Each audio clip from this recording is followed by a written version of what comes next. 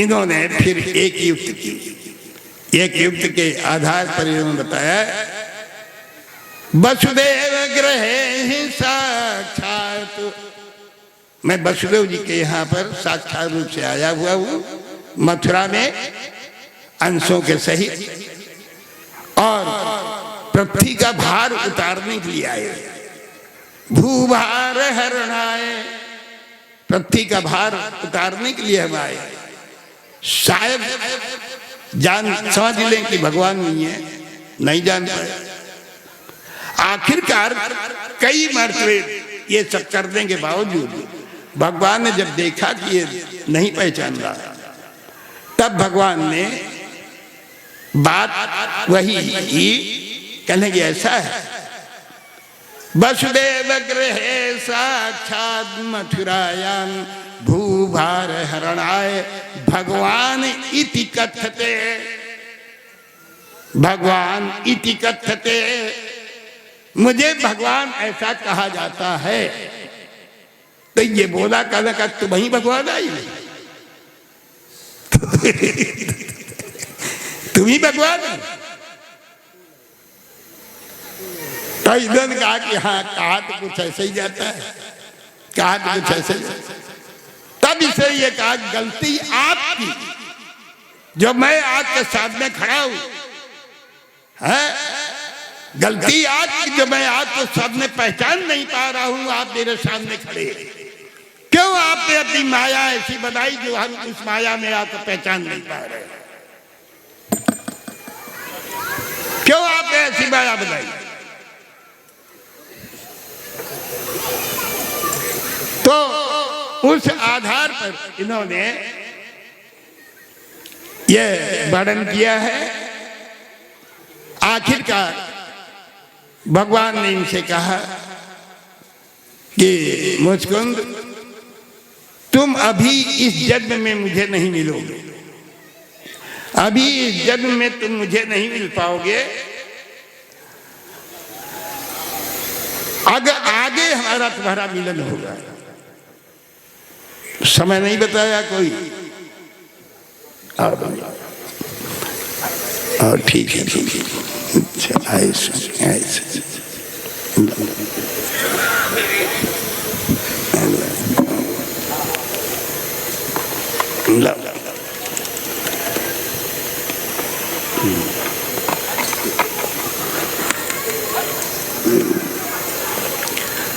बोलो श्री वृंदावन बिहारी लाल की जय। तो यहाँ पर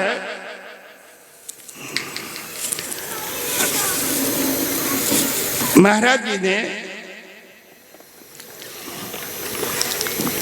ये कह दिया है कि आगे हमारा तुम्हारा मिलन होगा। कहीं वर्णन नहीं है ये कि इनका आगे कब मिलना होगा।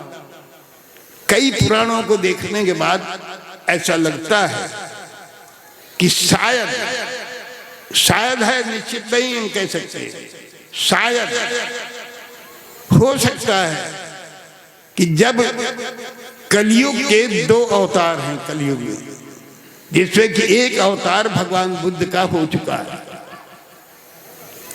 एक अवतार बाकी है जो कल की अवतार है।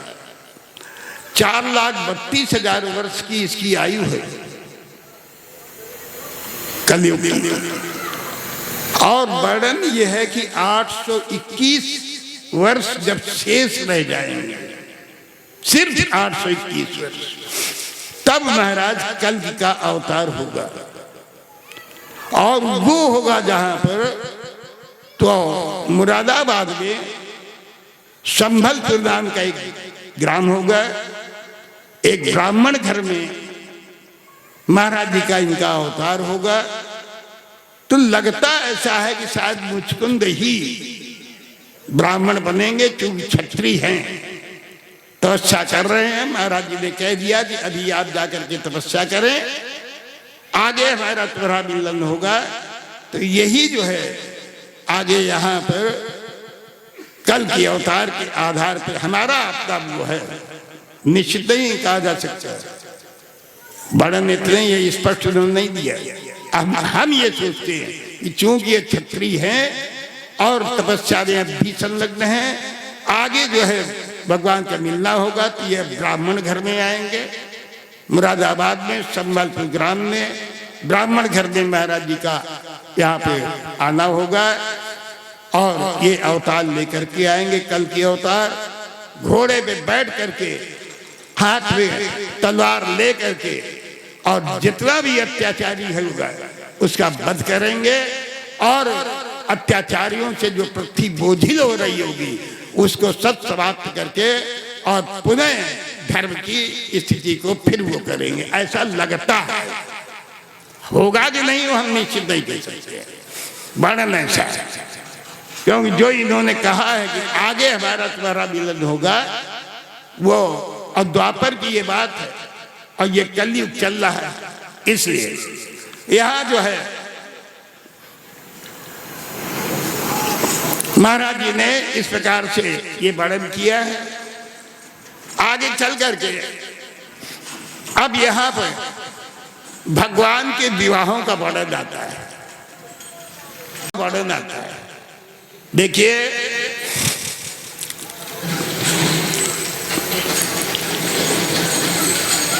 भगवान के विवाहों में ये आठ पटरानियां हैं भगवान कृष्ण की, 8 पटरानियां हैं। पट शब्द जहां लगा होता है इसका मतलब होता है कि और रानियां हैं, और रानियां हैं। जहां पट शब्द लगा होता है उस आधार से 8 पटरानियों के वर्णन है। रुक्मिणी, कालिंद्री, जामवती, सत्यभामा, भद्रा, लक्ष्मणा, ऐसे सब जो हैं ये 8 पटरानियां हैं। और उन 8 पटरानियों में सबसे बड़ी जो है, सबसे बड़ी उसका नाम है रुक्मिणी। और ये रुक्मिणी जो है ये लक्ष्मी स्वरूप है, लक्ष्मी स्वरूप ये है, स्वयं लक्ष्मी है।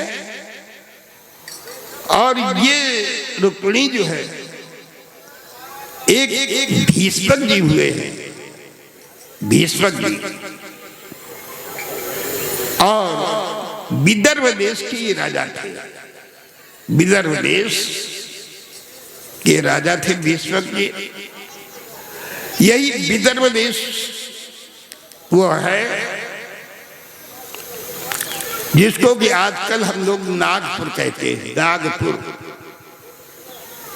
वही नागपुर ही विदर्भ देश है, वहां की राजा थे, नाम था भीष्मक। और ये जो भीष्मक है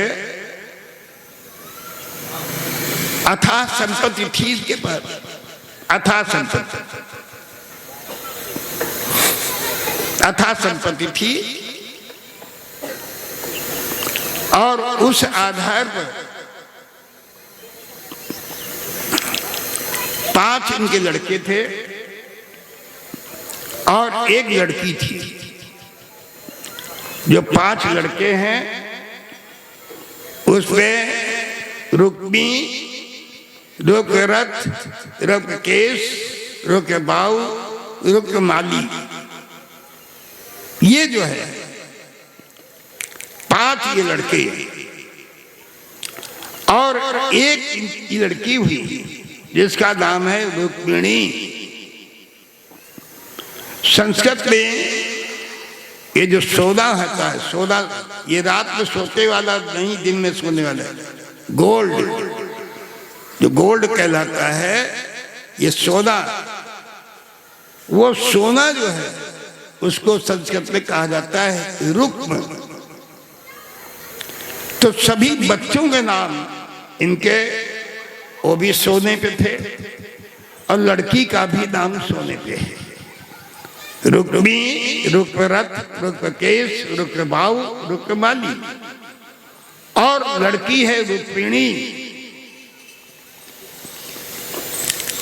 इधर क्या हुआ, जब ये रुक्मिणी बड़ी हो गई तो जो इसका बड़ा भाई है रुक्मी, इसने विचार किया कि अब रुक्मिणी का विवाह किया जाए। तो इधर उधर खोज की, चूंकि राजा है, इसे राजघराने में विवाह होगा उसका। बहुत से राजाओं को देखा गया कि हमारी बहन के अनुकूल है, कोई मिला नहीं। अंततोगत्वा एक इनको समझ आया कि क्यों न हो महाराज जो शिषपाल है, शिषपाल राजा, उनके साथ से विवाह रुक्मिणी का कर दे, शिषपाल के साथ। शिषपाल, दंतवक्र, दंगोश इत्यादि और जितना भी राजा था, ये सब भगवान कृष्ण के सब खिलाफ था, सब खिलाफ था। जरासंध इत्यादि, काशी नरेश, पौंड्रक, साल इत्यादि जितने भी हैं सब खिलाफ थे भगवान कृष्ण। इसलिए ये जो है शिषपाल, ये नौकर है इनका, भगवान कृष्ण का। कैसे नौकर है? हमने बताया था आप लोगों को कि जय और विजय इनको सदत्वारों का साथ हो गया था। वही जय विजय 3 जन्मों का साथ हुआ है। वही जय विजय जो है सतयुग में हिरण्यकशिप हिरण्याक्ष बने हैं। त्रेता में यही रावण और कुंभकर्ण बने, यही जय विजय। और द्वापर में यही शिषपाल और दंतवक्र बने। आज नौकर के साथ महारानी का विवाह हो रहा है, होने जा रहा है, लक्ष्मी जी का।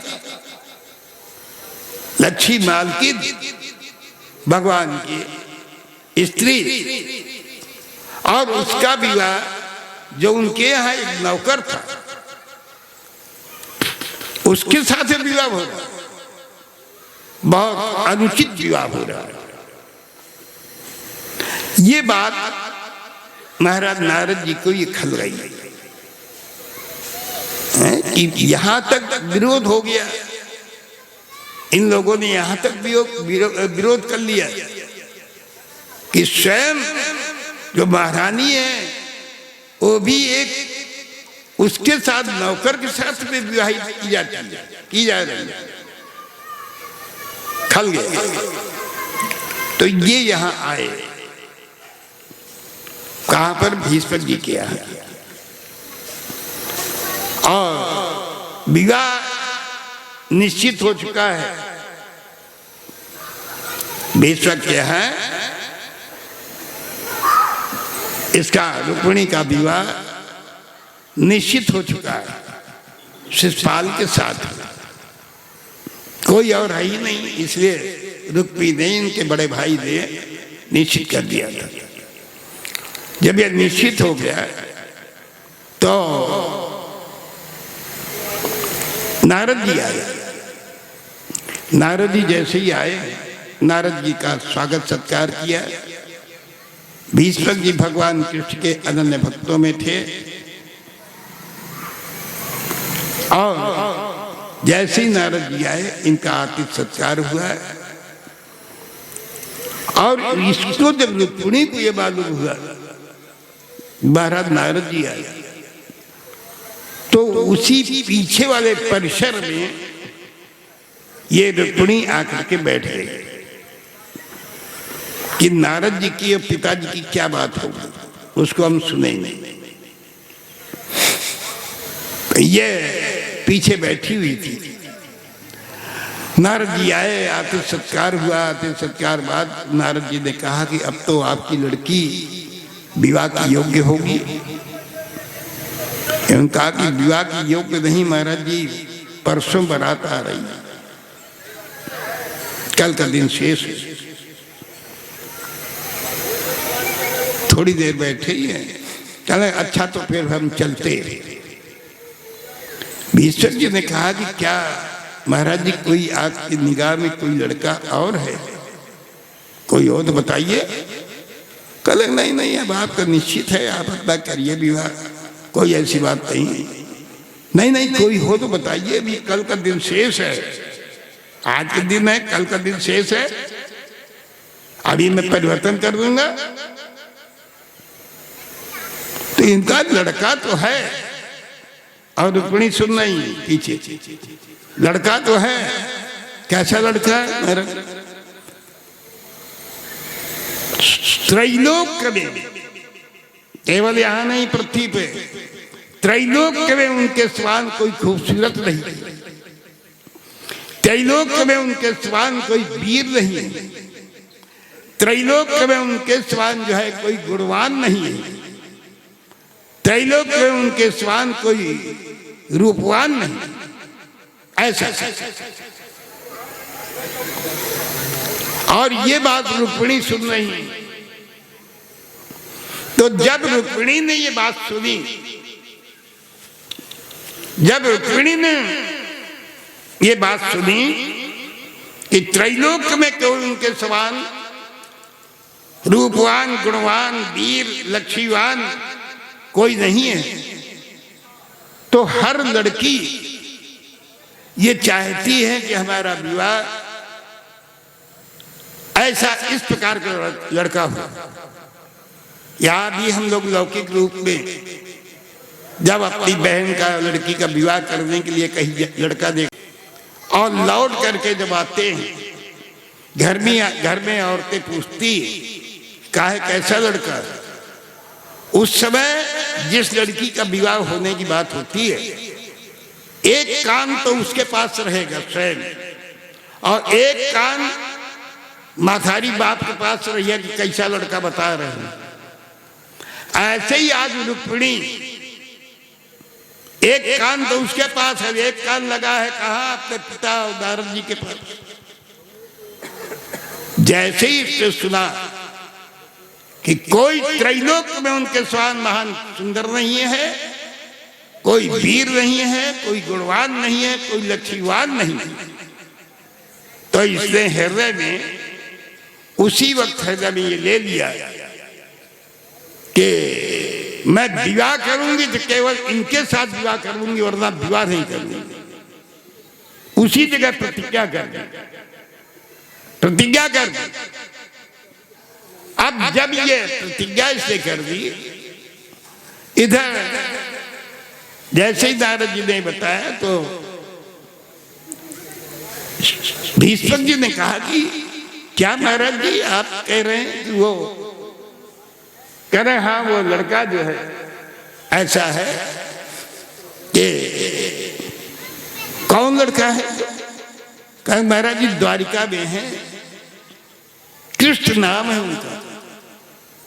कल कृष्ण, कृष्ण तो कृष्ण बलराम ये सब मर गए, जल गए, जल गए। नारद जी ने कहा कौन कहता जल गए? मैं अभी द्वारिका से आ रहा हूं मिल करके। कल हमने सुना है कि वो जरासंध ने आग लगवा दी परोसर पर्वत पर, उसमें जल गए। उनका कि इतमिरसा, ये बिल्कुल झूठ है अगर कोई कह रहा है। मैं अभी मिल के आ रहा हूं, ये भी बात सब वो सुन रही रुक्मिणी। बस उसी समय उसने प्रतिज्ञा कर लिया कि मैं विवाह करूंगी तो केवल कृष्ण से विवाह करूंगी, वरना विवाह नहीं करूंगी। ये इन्होंने कहा महाराज जी क्या वो भगवान कृष्ण हमारी लड़की का हाथ स्वीकार कर लेंगे? उनका मैं प्रयास करूंगा, प्रयास करूंगा। बस इतना होने के बावजूद नारद जी यहां से सीधे द्वारिका गए द्वारिका में भगवान से बताया कि संपूर्ण कार्य सब हो गए हैं, पृथ्वी का भार भी उतर गया है, बहुत थोड़ा रह गया है, और ऐसा है कि आप जो है, अब मैं आपका विवाह भी देखना चाहता हूं। ये महाराज जी ने कहा, और कहने के बाद ये कहा कि मैं एक लड़की देख आया हूं, और वो भीष्म की लड़की है, 7 गुण हैं उसके, और लड़के के 4 गुण हैं जो इन्होंने बताए, और लड़की 7 गुणों वाली ये बताए। कैसे ऐसे उसके 7 गुण। या नारद जी चले गए। अगले दिन क्या होता है देखिए, सब करने वाला वही है। अगले दिन क्या हुआ कि ये जो है स्वयं वहां से एक ब्राह्मण देवता है, ब्राह्मण देवता, और वो ब्राह्मण देवता जो है, इन्होंने भगवान के अनन्य भक्तों में थे, और एक टोकरी लेकर के ये गए हैं सुबह सुबह कुछ पुष्प लेने के लिए, भगवान के पूजन के लिए। लेकिन वो जो है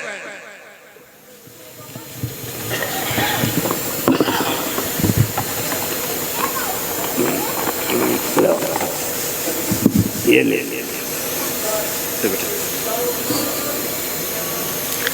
कुछ भ्रमित हो गए। ये लो प्रसाद, आप छोड़ो, पता करो।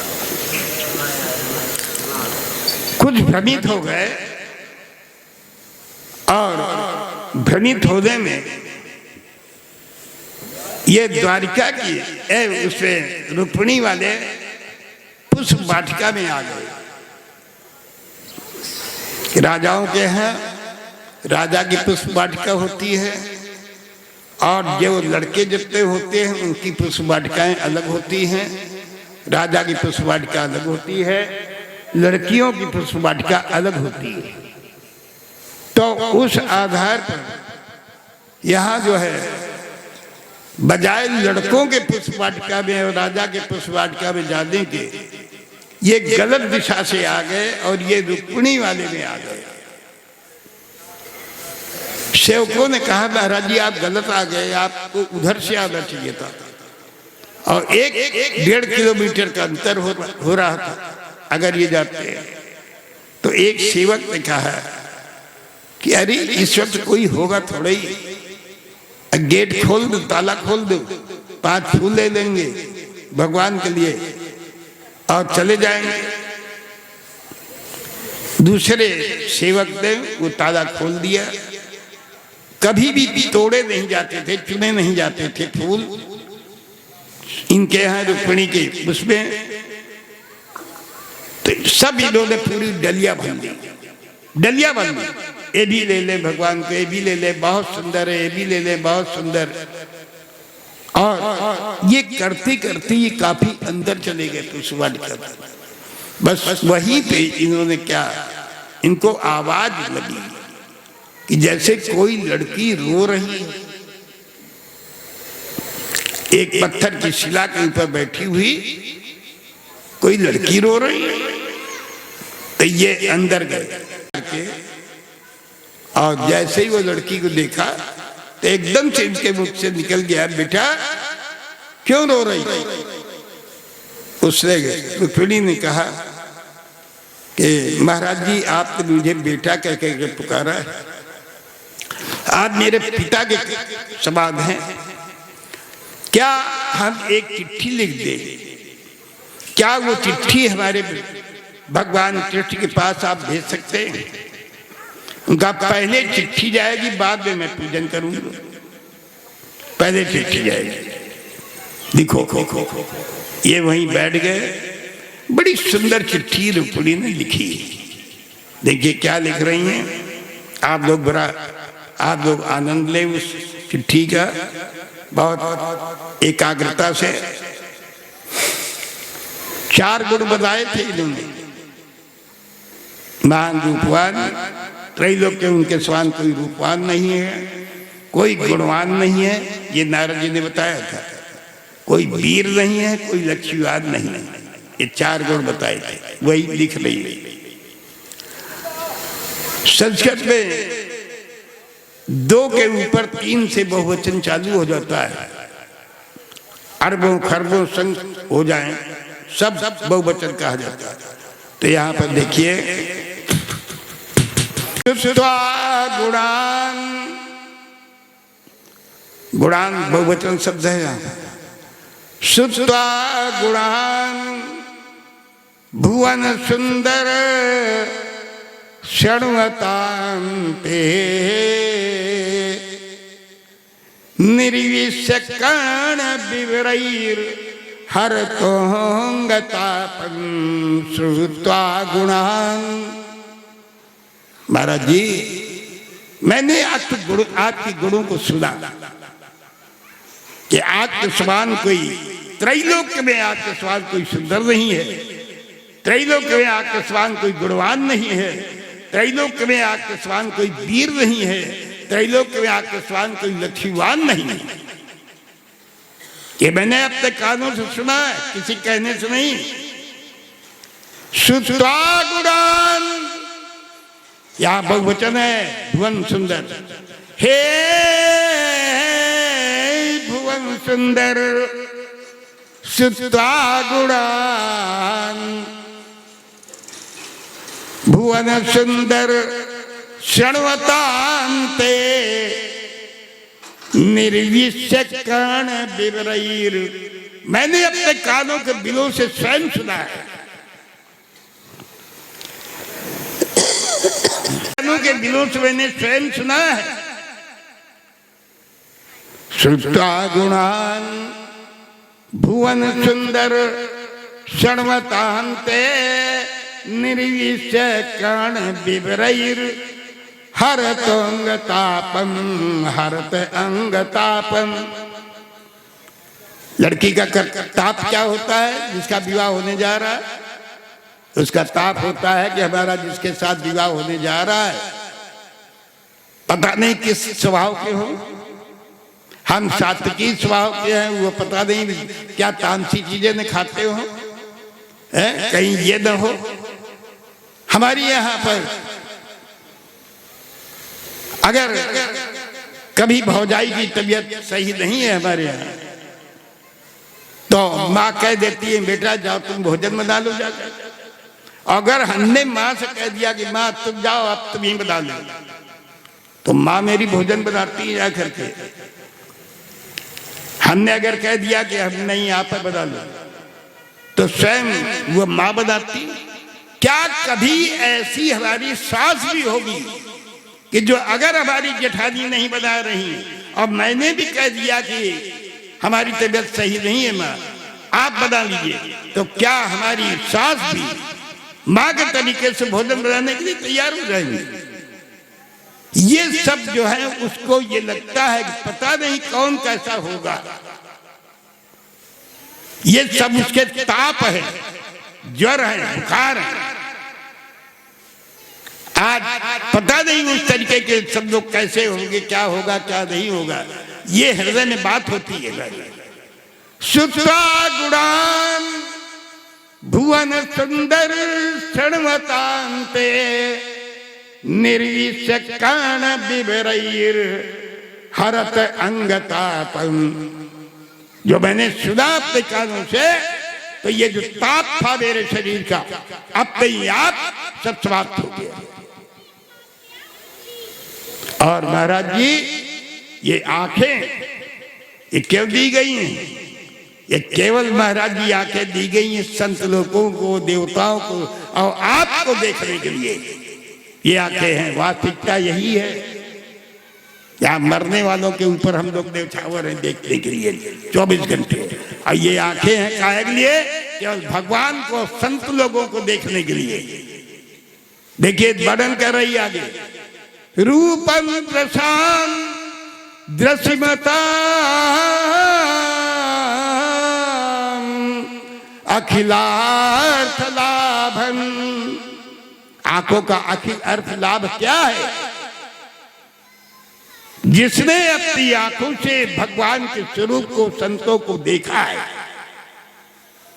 वास्तविक में आंखें वही हैं। और जिसने भगवान को अपनी आंखों से, संतों को नहीं देखा है, उसकी आंखें ही नहीं। फिर वो आंखें हैं कौन सी? तुलसीदास जी ने वर्णन किया है अपने रामायण में, नैनन संत दरस नहीं देखा, लोचन मोर पंख कर लेखा। जो उसे मोर पंख में जो आंखें बनी होती है, फिर वो आंखें हैं हम लोगों की। अगर हमने भगवान को अपने नेत्रों से नहीं देखा है, संतों को अपने नेत्रों से नहीं देखा, तो फिर वो मोर पंख में जो आंखें बनी हुई हैं वो है। दृश्यमता अखिलार्थ लाभन। आंखों का अखिल अर्थ लाभ क्या है? जिसने अपनी आंखों से भगवान को देखा है। महाराज जी, मेरी आंखें आपको देखना चाहती हैं, इसलिए आप रूपम दृशांद्र सिमतान अखिलार्थ लाभन त्वयि अच्युता विशतु चित्रम पत्र में। हम लोग चलते हैं और चल जा रहे हैं और कहीं 1 रुपया पड़ा देखेंगे, इधर उधर कोई देख तो नहीं, तुरंत उठाया जेब में। और वो लक्ष्मी ऐसी जिसकी स्त्री, नाम क्या है? अच्युत। वो किसी भी च्युत नहीं होता है। आज कह रही हैं रुक्मिणी महाराज जी, त्वयि अच्युता विशत चित्र पत्र में। अच्युत, मैंने अपना चित्र आपको दे दिया है, मैंने अपना चित्र आपको दे दिया है, और मेरी आंखें आपको देखना चाहती है। आंखें वही है जिसने आपको देखा है, और जिसने आपको नहीं देखा उसकी आंखें ही नहीं।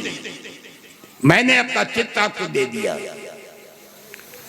एक श्लोक तो ये आगे लिखा है, काता मुकुंद। महाराज कृष्ण जी का एक नाम मुकुंद भी है। काता मुकुंद महती कुलशील रूप। महाराज जी, वैसे तो आपके 4 गुण हैं, हमारे 7 गुण हैं, 7।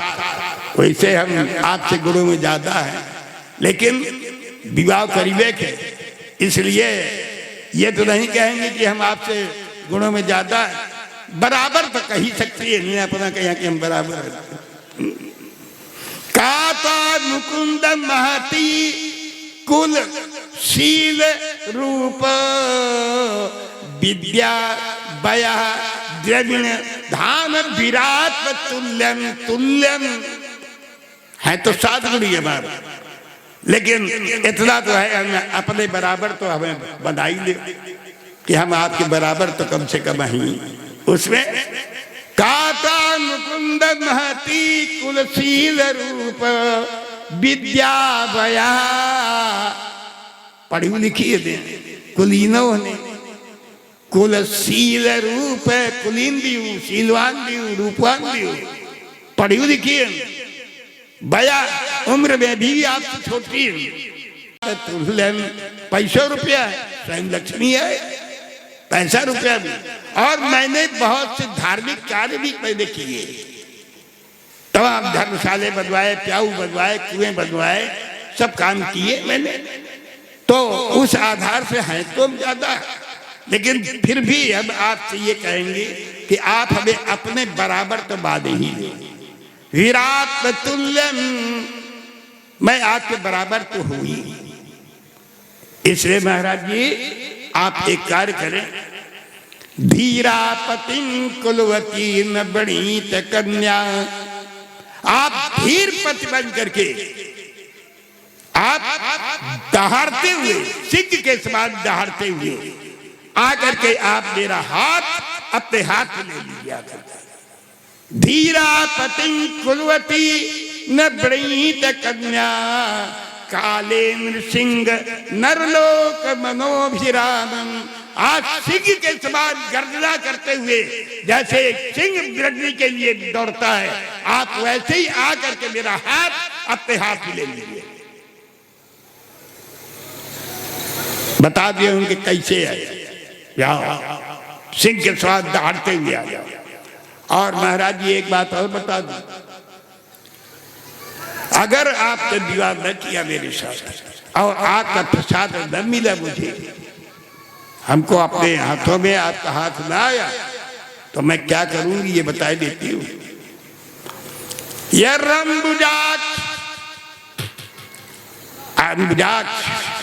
बड़े बड़े नेत्र वाले, कमल कैसे नेत्र वाले, यह रंबुजाक्ष न लभे भवत प्रसादं। अगर आपका हाथ मेरे हाथ में ना आया तो मैं क्या करूंगी। जयहान सून कृत व्रतान सत जन्म भीचात। 100 जन्मों तक, 100 साल नहीं, 100 जन्मों तक मैं व्रत करूंगी आपके लिए, विवाह करने के लिए। 100 जन्मों तक यही करती रहूंगी। जन्म लूंगी मरूंगी, जन्म लूंगी मरूंगी। विवाह करेंगी तो केवल आपके साथ, वरना विवाह नहीं करूंगी। ये 100 जन्मों तक मैं करूंगी। 100 जन्मों के बाद जो होगा सो देखा जाएगा। हमेशा हिस्ट्री में परिवर्तन 100 के बाद होता है, सेंचुरी के बाद। इसीलिए 100 का इन्होंने वो लिया कि 100 जन्मों तक, 100 साल नहीं, 100 जन्मों तक यही कार्य करेंगे। उसके बाद जो होगा तो देखा जाएगा। अगर हाथ नहीं आता तब भी। ये रंबुजाक्ष न लभे भवत प्रसादं जयहाम सून कृतव्रतान। व्रत करके अपना शरीर सुखा डालूंगी, विवाह करूंगी तो केवल आपके साथ, वरना विवाह नहीं करूंगी। सतजन्म भी साथ।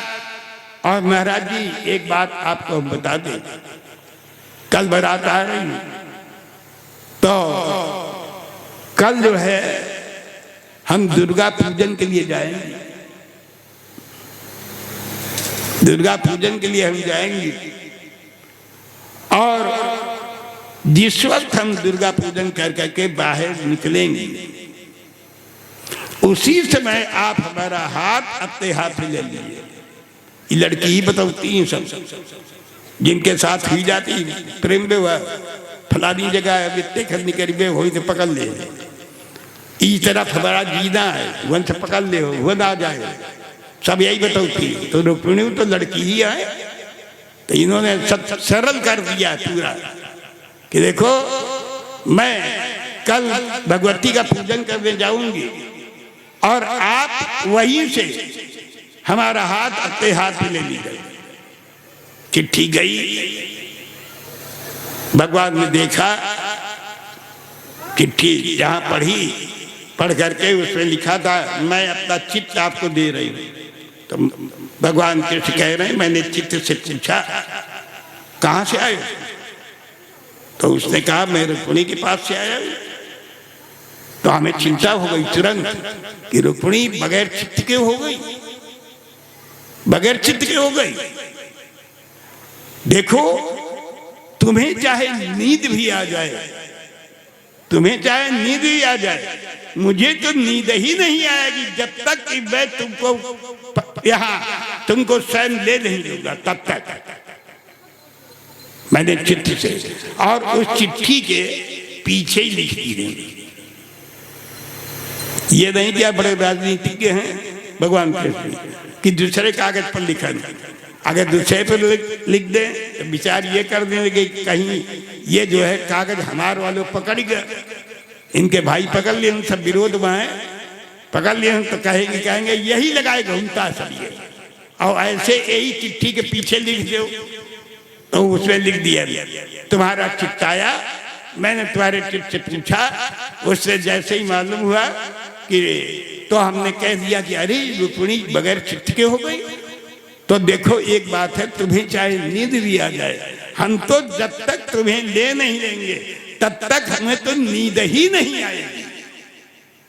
और वो चिट्ठी में लिख करके ब्राह्मण को दे देंगे कि अगर चिट्ठी पकड़ी हो जाएगी तो वही जो है इनके भाई आई, जब ये कहेंगे देखो ये किया है तो हम कहेंगे पहले तुम्हारी बहन भेजो, वही तब हम दिखाए।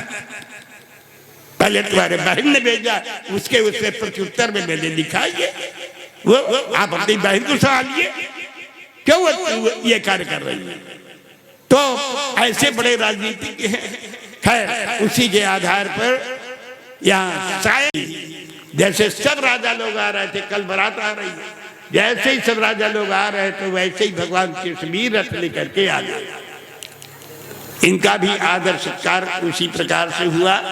भीष्म जी भगवान कृष्ण को बहुत चाहते थे और लड़के सब विरोध में थे। खैर इनका पूर्ण आतिथ्य सत्कार जैसे सबका हुआ राजाओं को, वैसे इनका सुबह रुक्मिणी गई वह गौरी पूजन के लिए। रुक्मिणी गई, ये सभी लोग सभी लड़कियां गौरी पूजन के लिए ले जाई जाती है। गौरी पूजन के लिए सीता जी भी गौरी पूजन के लिए ले गई थी। गौरी पूजन जननी पठायो, तेल पूजन नहीं जाती। और ये जो है ये बुढ़ी बुढ़ी औरतें मर के चली गई हूँ, अब और जो नहीं बुढ़ी हुई गई वो आओ कातली आ रही तेल पूजन गई। अब जितनी औरतें वो का तेल पूजन तेल पूजन।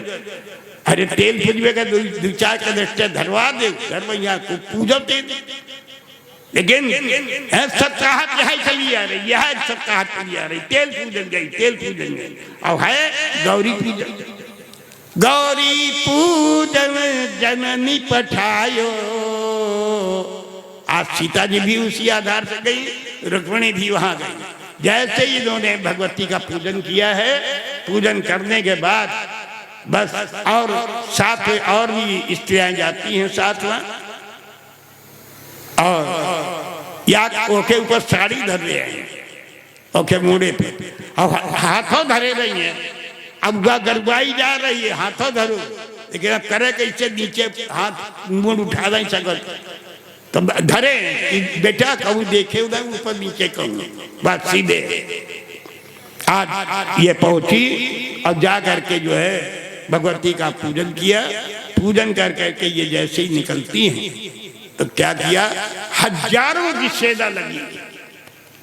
रुक्मिणी इत्यादि ने अपनी सेना सब पूरी लगा दी। क्यों, जान गई थी कि कृष्ण आया है और ये कुछ करेगा, इसलिए पहले से सेना लगा दी। शिषपाल ने अपनी सेना सब पूरी लगा दी। हजारों की सेना लगी हुई है वहां सामने। बस उसी समय महाराज जी भी भगवान कृष्ण जी अपना रथ लेकर के आ गए और भगवती लक्ष्मी जी भगवती का पूजन करके जैसे ही बाहर निकली तो देखा कि सब हजारों सेना लगी। तो रुक्मिणी ने ये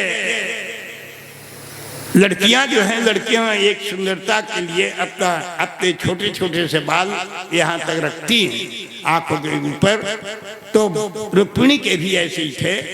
तो ये जो है इन्होंने बाएं हाथ से अपनी बाईं अलकों को, उसको अलके कहा जाता है, अलके कहा जाता है, अलके कहा जाता है। ये जो आती हैं बाल यहाँ पे छोटे छोटे यहाँ तक, उसके अलके कहा जाता है। तो उस आधार पर बाएं हाथ से बाईं अलकों को बाईं आंख के ऊपर इन्होंने योग किया, ऐसे इस तरीके से बाएं हाथ से बाईं आंख के ऊपर बाएं अलकों को योग ऊपर समेटा और समेट करके बाईं आंख से ही जितनी सेना लगी हुई थी सबको यो देखा ही नहीं। बाईं आंख से दुश्मन को देखा जाता है, जैसे बस ये देखा, जैसे ही इन्होंने देखा है वैसे ही जितनी भी हजारों सेना है सब धराशायी जमीन में। ऐसे जाएंगी भगवती, इनके कार्य तो दूसरे हैं, ऐसे नौकर के साथ थोड़ी जाएंगी। जितनी सेना है सब धराशायी जमीन में पड़ी, सब मूर्छित। बस उसी समय भगवान कृष्ण ने आज इनका रुक्मिणी का हाथ पकड़ा, अपने रथ पे बिठाला और रथ पे बिठा करके जो है और सीधे द्वारिका निकल गए। वहां जैसे द्वारिका गए हैं, वहां पर आज बलराम जी ने अपने पैसे से इन्होंने ब्रह्म विधि के अनुसार से इनका विवाह करवाया। ब्रह्म विधि उसे कहते हैं जो अग्नि को प्रज्वलित करके हम लोग परिक्रमा करके ऐसे करते हैं, उसको कहते हैं ब्रह्म विधि। तो उसी ब्रह्म विधि से इन्होंने विवाह किया है। यहाँ महाराज परीक्षित जी उन्होंने सुखदेव जी से कहा कि महाराज जी, हमने ऐसा सुना है कि महाराज कृष्ण जी ने राक्षसी विवाह किया रुक्मिणी के साथ। तो उनका कौन कहता है राक्षसी विवाह किया? राक्षसी विवाह तब होता है जब लड़की रो रही हो और लड़का उसको जबरदस्ती खींचता हुआ लिए जा रहा है, तब राक्षसी विवाह है। ऐसे राक्षसी विवाह नहीं होता है जब लड़की और लड़का दोनों की कंसेंट है। समझ रहे हैं लोग? जब लड़की और लड़का दोनों की कंसेंट है विवाह के लिए, तो वो राक्षसी प्रवृत्ति नहीं है। यहाँ पर कृष्ण जी भी और रुक्मिणी दोनों तैयार थे, इसलिए राक्षसी प्रवृत्ति नहीं है। ऐसे मैंने आपको ये भगवती रुक्मिणी का ये विवाह का वर्णन बताया है। और विवाह के बाद में आप लोग इसमें कालिंद्री जी का, यमुना जी यही भगवान सूर्यनारायण की लड़की, यही उन्हीं का नाम है। यमुना जो है वही कालिंद्री हैं, उनका विवाह हुआ है। जाम्बवती जी, ये जाम्बवती जो ये हैं उनका विवाह हुआ है। और ऐसे जाम्बवती जी ये जाम्बवान की लड़की हैं। सत्यभामा, मित्रविंदा, भद्रा, लक्ष्मणा, ऐसे इन सब विवाहों का वर्णन हुआ है। आगे चल करके यहाँ पर जब ये हो गया, हो जाने के बाद रुक्मिणी का ब्याह हो गया, तो महाराज जी को ही मालूम हुआ, महाराज जी को ये मालूम हुआ कि 16,100 राजकन्याएं, 16,100 राजकन्याएं, ये जो हैं ये सब महाराज जी के, जो ये पृथ्वी का लड़का है, पृथ्वी का लड़का जिसका नाम है भौमासुर, भौमासुर, इस भौमासुर के यहाँ 16,100 राजकन्याएं सब जो है वहां पर दुर्ग के अंदर, किले के अंदर बंद है, किले के अंदर बंद है, दुर्ग के अंदर। तो इन्होंने भगवान कृष्ण ने 16,100 राजकन्याओं का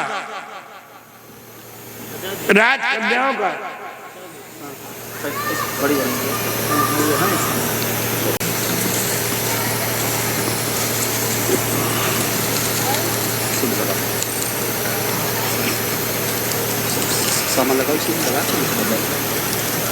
पूर्व ग्रहों वाला विशिष्टा नाम ले लिया तो मैंने कुछ कराया आपको।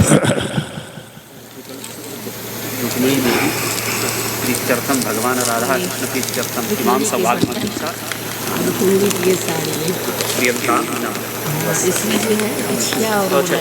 अच्छा, ठीक है, आप पीछे रख लीजिएगा। हम ठीक ठीक। तो इस प्रकार से उन्होंने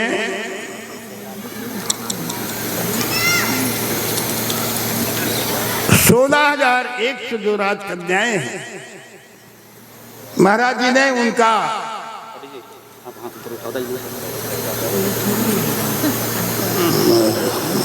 ये फोटो चलो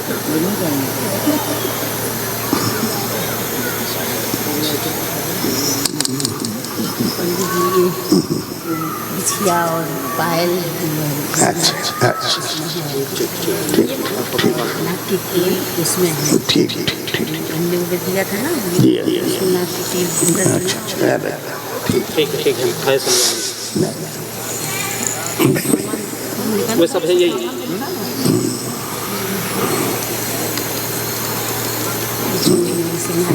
ठीक ठीक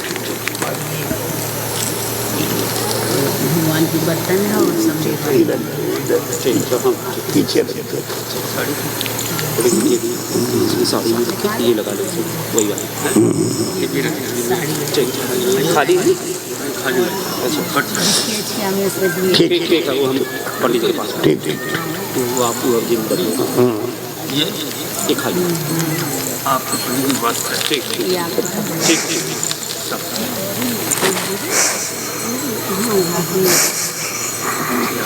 ठीक है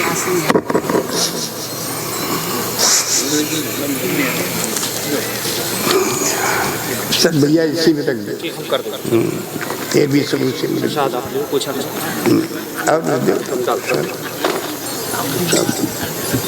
बार बार कहा कि आजादी रखिए का नहीं जा रहे वाली है मैं खान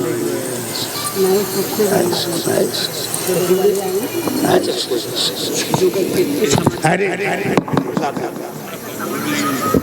कोई गलती नहीं सब भगवान के भाव है चलो हम दो चलो दो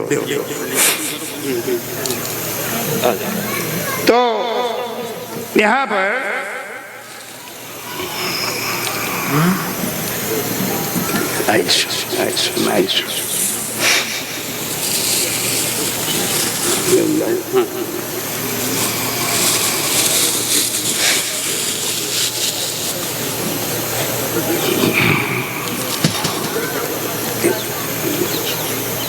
ले आप भी ले लो आप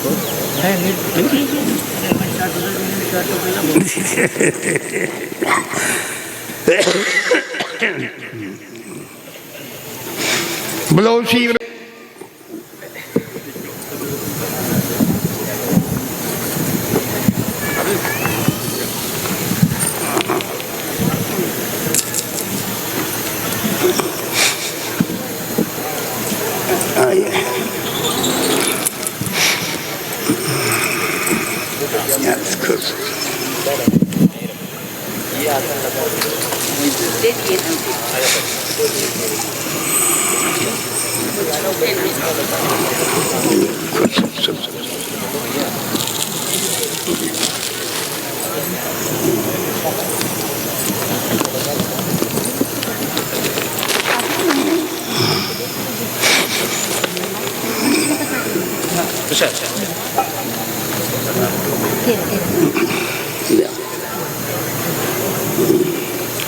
और कोई बाकी हो गए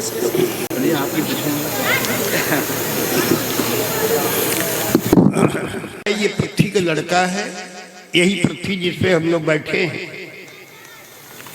जो भगवान विष्णु की स्त्री है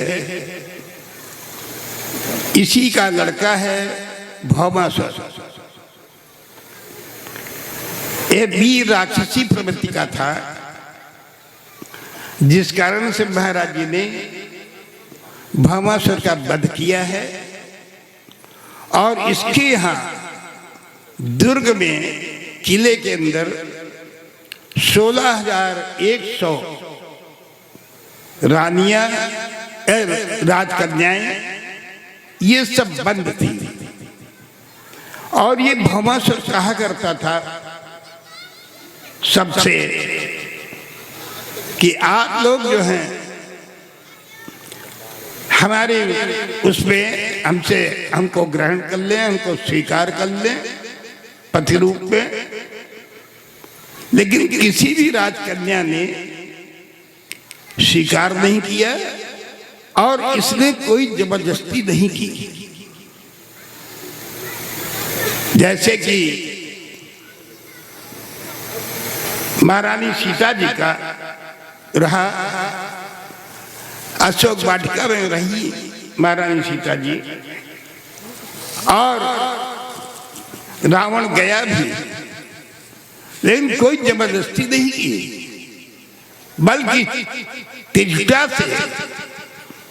तिष्ठा से ये कहा कि मैं तुम्हें समय दे रहा हूं, इसको समझा करके एक महीने के अंदर इसको जो है आप हमारे बस में कर दो। कोई जबरदस्ती नहीं की है यहाँ।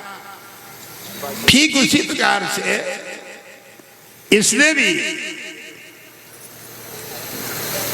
दुर्ग में ये बंद तो रही हैं, लेकिन उसमें जो है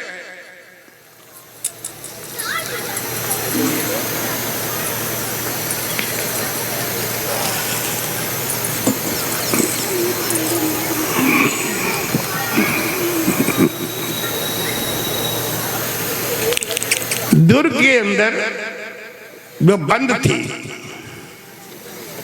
कोई उनके साथ किसी प्रकार का वो नहीं किया, बलात् कोई ऐसी बात नहीं की।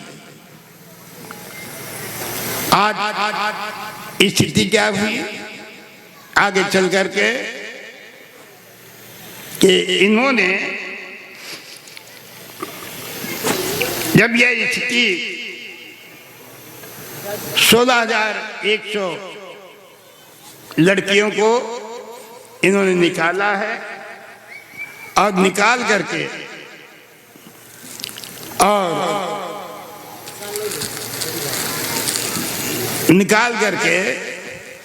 और इनको जो है भगवान कृष्ण ने कहा कि आप लोग अपने अपने घर जाएं, तो सब आप लोग अपने अपने घर जाइए। इन लोगों ने कहा महाराज जी हमें कोई स्वीकार नहीं करेगा, मेरे घर पे मुझे स्वीकार नहीं करेगा, इसलिए आप जो है आप देखिए ये आप मुझे स्वीकार कर लें, स्वीकार कर लीजिए। महाराज जी ने ये कहा कि आप लोग अपने अपने घर जाएं, और हम उस स्थिति में सभी को, तुम्हारे घर वालों को सबको सांत्वना देंगे, सबको सांत्वना दूंगा कि ये लोग बिल्कुल ही पवित्र हैं, किसी प्रकार का कोई वो नहीं है, और आप इनको अपने घर पे रखें, घर पे रखें।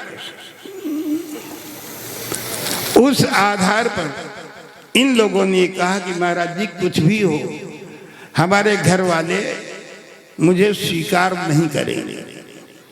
एक बात है आपसे जो कहें, या तो मुझे आप स्वीकार कर लीजिए, और अगर आप मुझे स्वीकार, आप अग्नि लगवाइए, यही अग्नि लगवाइए, और मैं एक एक करके 16,100 एक एक करके अग्नि के अंदर हम लोग प्रवेश करती जाएंगी, और ये कहती जाएंगी कि जिस लड़की जात के ऊपर इस प्रकार का कुठाराघात है, भगवान कभी अगला जन्म मुझे लड़की जात में दे देना, और यूं कहते हम अपना शरीर छोड़ देंगे, सही छोड़ देंगे।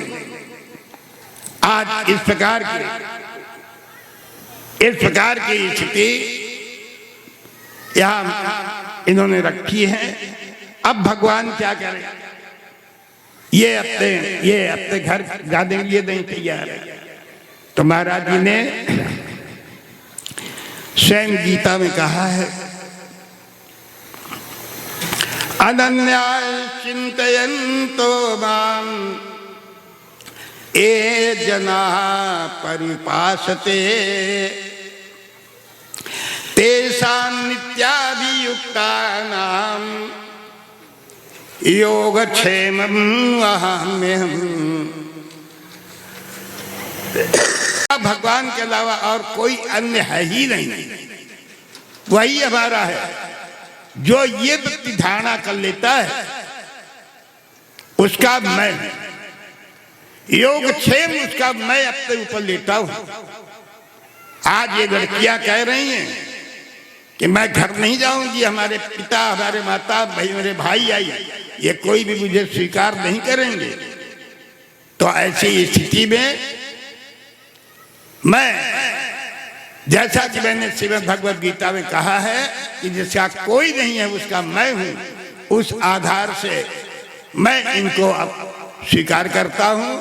ऐसे महाराज जी ने 16,100 जो ये हैं आपके राजकन्याएं, उनको भी इन्होंने रानियों के रूप में स्वीकार कर लिया। ऐसे महाराज जी के 16,108 उनके विवाह हुए, 16,108। अब उन लोगों को जरूर आपत्ति होती है, जो लोग सुनते हैं कि भगवान के 16,108 विवाह, उनको जो है ये आपत्ति होती है जिनके आरे को भी नहीं भी ऐसे बैठ गए गाँव में हो उठो कि जिनके ब्याह नहीं बे बूढ़ हुई गए, अब ब्याह नहीं बे 16,108 ब्याह थे, उनको खलता है केवल, उनको खलता है। तो यहाँ पर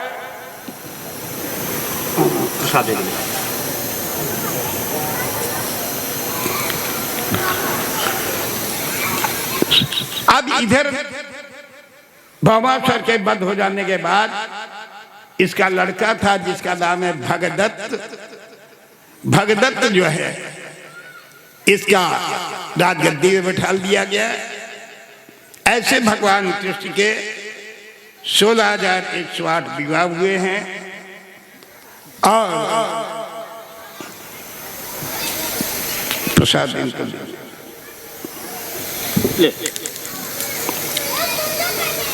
तो इस प्रकार से इनके विवाहों का वर्णन मैंने आपको संक्षिप्तता किया है। इधर इनके बाद में विवाहों के बाद जरासंध, काशी नरेश, पौंड्रक, शाल इत्यादि, ये सब जो बड़े बड़े राजा लोग थे ये सब मारे गए।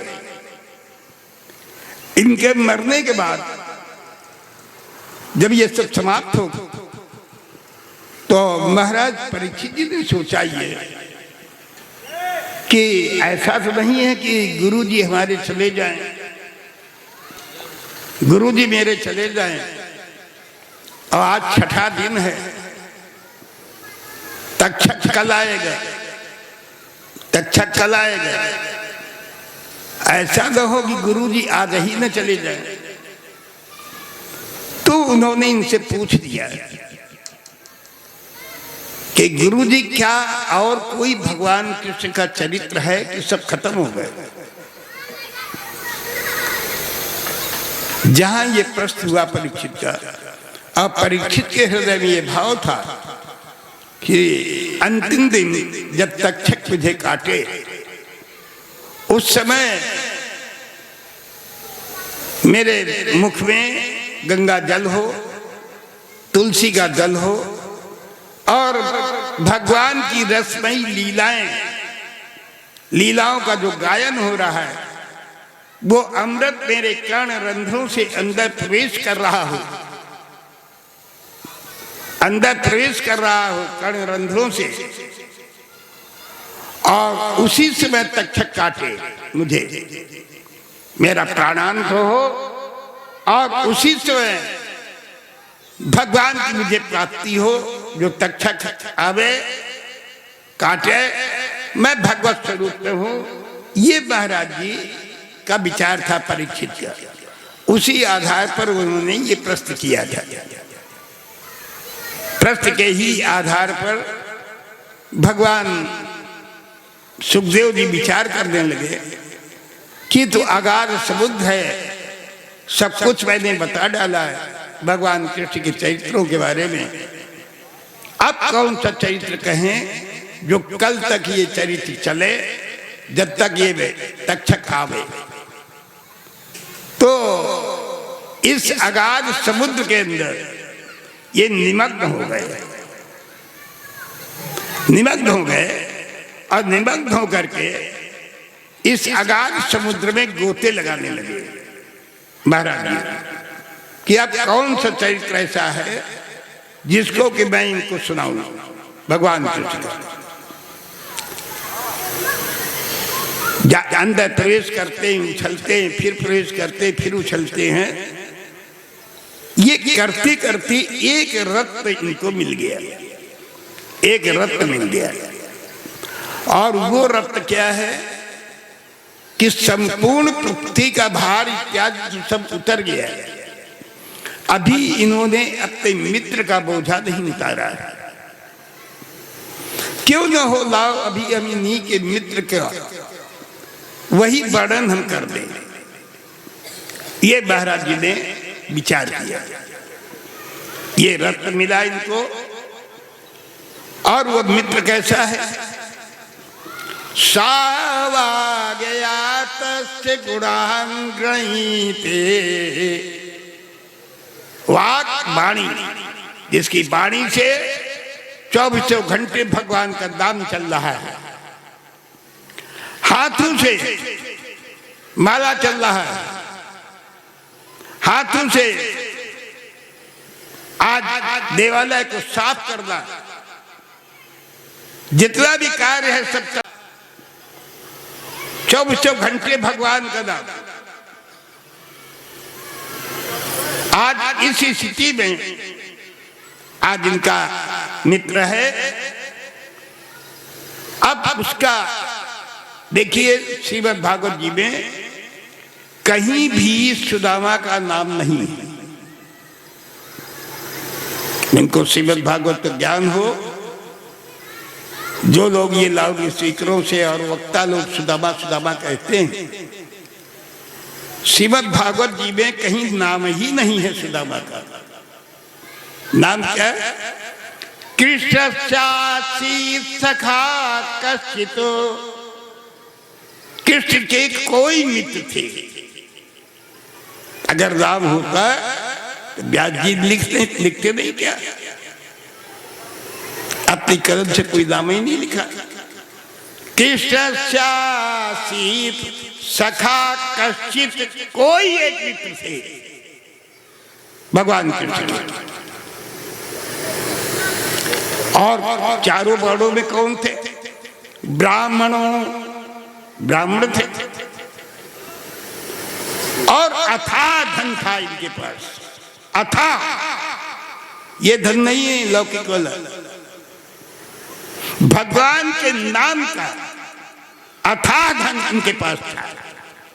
क्योंकि आगे श्लोक में वर्णन दिया है, कृष्णस्यासी सखा कश्चित ब्राह्मणो ब्रह्मवित् तमः। ब्रह्मवित् तमः, ब्रह्मवित् भगवान का नाम था। और जहां तम प्रत्यय लगी होती है, पढ़े लिखे लोग देखें, जहां पर तम प्रत्यय, यहाँ तमा शब्द तम प्रत्यय लगी है, जहां पर तम प्रत्यय लगी होती है उसका कहते हैं अतिशयेन। इसकी कोई संख्या नहीं है। इतना नाम, इतना धन है भगवान के नाम का आज इसके पास। उस व्यक्ति को कहा जाता है महान दरिद्री, और ये फटे पुराने कपड़े पहनने वाला, ऐसा वैसा भिखारी है, क्या क्या कह दिया जाता है। अरे उसके पास जो है न भूतों न भविष्य न कोई हुआ है न कोई होगा। जो धन उसके पास था, क्या चरित्र है और क्या यहाँ पर कवियों ने बना दिया उसका। नरोत्तम दास इत्यादि ने ऐसा बर्बाद कर दिया इस चरित्र को कि लाउड स्पीकर से चिल्लाया जाता है, महान निर्धनी, महान ऐसे, महान वैसे, महान वो। उनको श्रीमद् भागवत का ज्ञान नहीं है, श्रीमद् भागवत का, इसलिए उन्होंने ऐसा ऐसा लिख दिया अपने उसमें। नाम ही नहीं है। कृष्ण सिखा कृष्णस्यासीत् सखा कश्चित् ब्राह्मणो ब्रह्मवित्तमः। और इतना धन होने के बावजूद स्थिति क्या है उसकी? जरा सी भी उसको अभिमान नहीं है अपने ऊपर। विरक्ता इंद्रियार्थेषु, जो उसकी इंद्रियाएं हैं 10, 5 कर्मेंद्रिया, 5 ज्ञानेंद्रिया, उनमें सब में विरक्त का मतलब बी बने विष्णु, रक्त बने अनुरक्त, जिसने अपनी 10 इंद्रियों का बैदामा भगवान को कर रखा है। संसार के लिए नहीं, भगवान के लिए सब 10 इंद्रियों का बैदामा कर दिया। विरक्ता इंद्रियार्थेषु और प्रशांतात्मा जितेंद्रिया। देखिए यहाँ पर इतना धन होने के बावजूद और संपूर्ण इंद्रियों में विरक्त, और विरक्त होने के साथ में एक भी हिलोर नहीं है हृदय में। जैसे समुद्र और नदियों में हिलोरें आती, वैसे इसके हृदय में शांत आत्मा नहीं है, प्रशांत आत्मा। सर्ग लगा है, प्रकर्षण शांत है, एक जरा से भी हिलोर नहीं है। हवा का जो प्रभाव वो चल रहा है, प्रवाह कतई कोई वो नहीं, बिल्कुल शांत, हृदय में कोई हिलोर नहीं। प्रशांतात्मा जितेंद्रिया, और ऐसे महान जितेंद्री जिन्होंने अपनी संपूर्ण इंद्रियों को जीत रखा है, ऐसा मित्र है। जब ये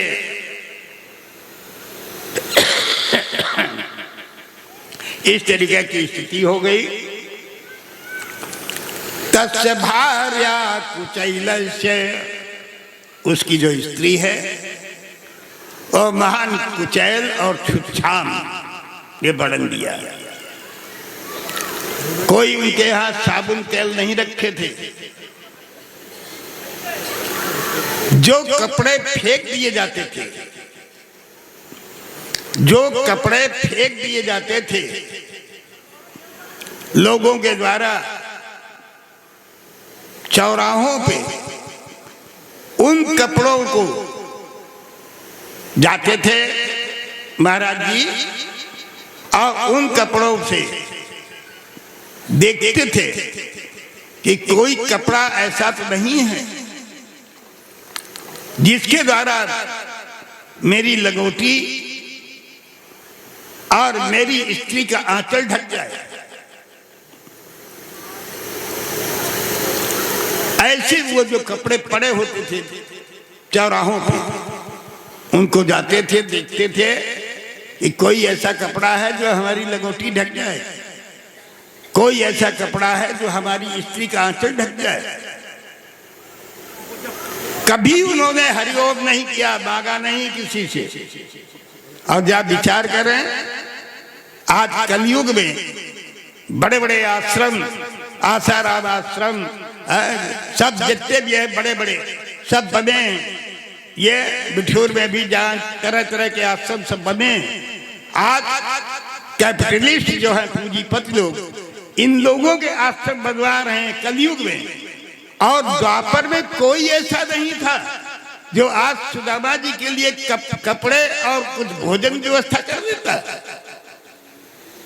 जब विचार करें, आप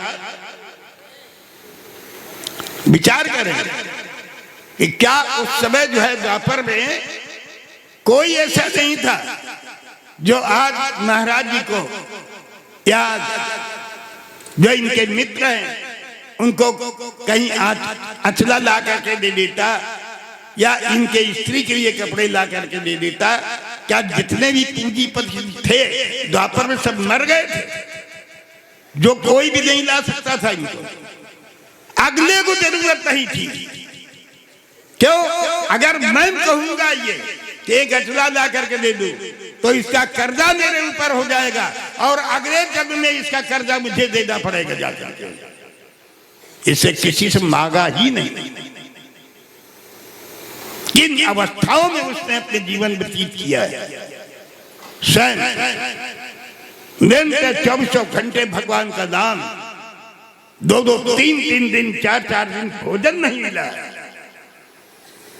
जाते थे, कोई बर्तन नहीं है, बस 5 घर गए और वहां का नियम बना रखा था उन घरों में, बस गए, बोलते नहीं थे, बस गए सीधे, हाथ यो है।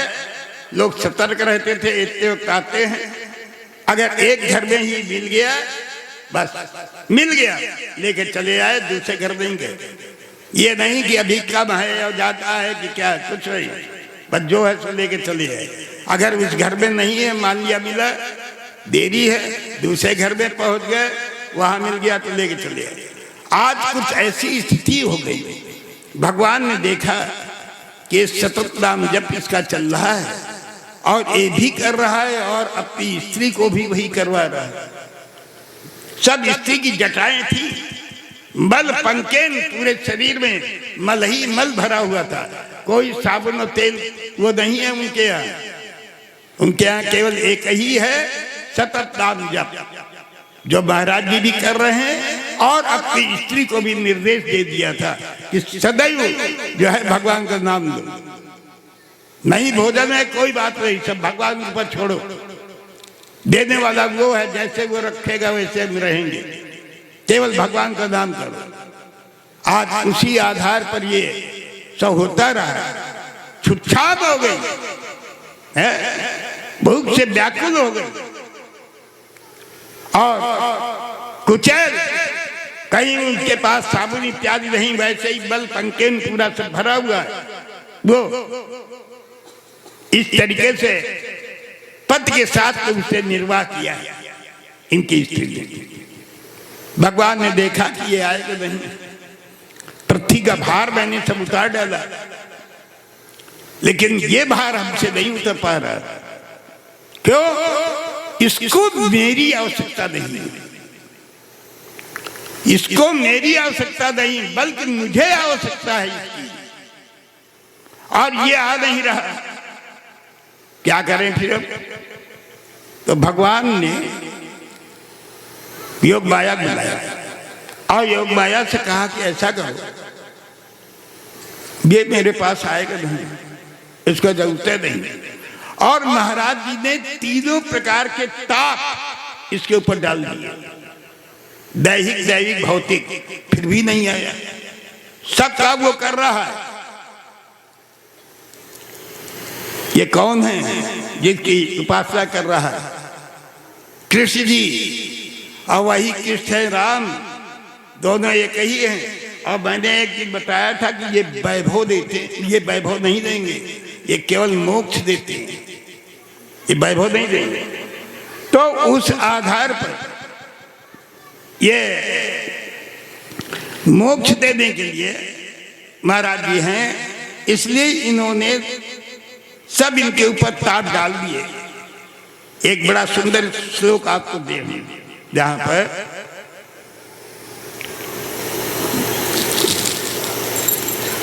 यह प्रसाद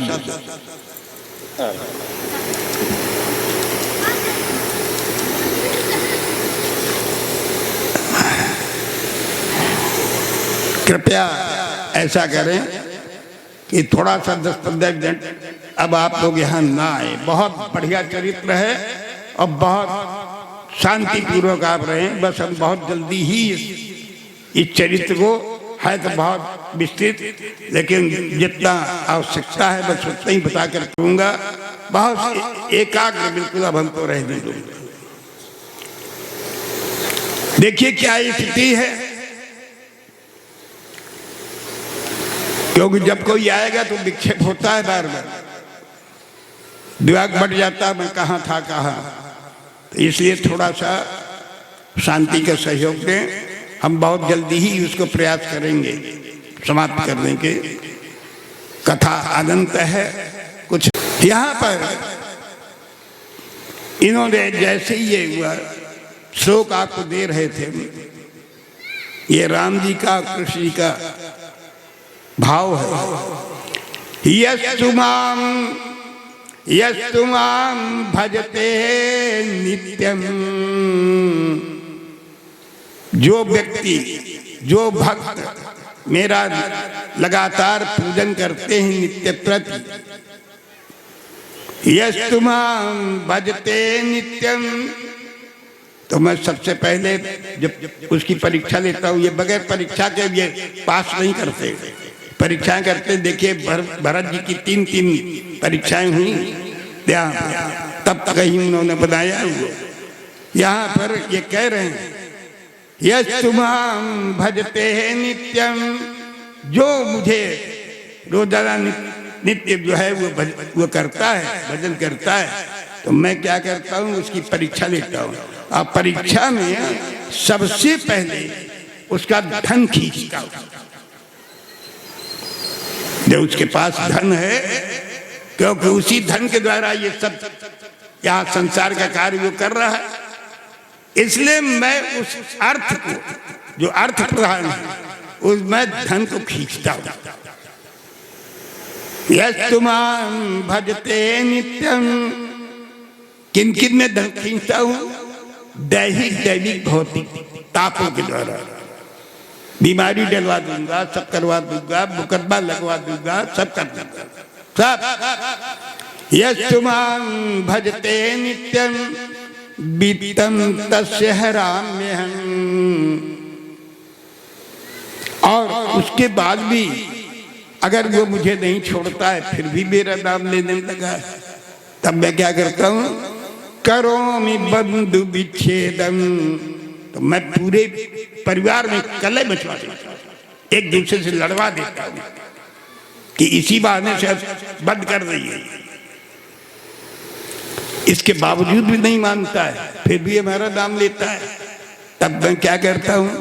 सा संतापेषु जीवति, तब मैं संतापों को डालता हूँ, दैविक भौतिक संतापों को उसके ऊपर डालता हूँ कि इसी बहाने से बंद कर दे, मेरा नाम लेता, फिर भी नहीं मानता।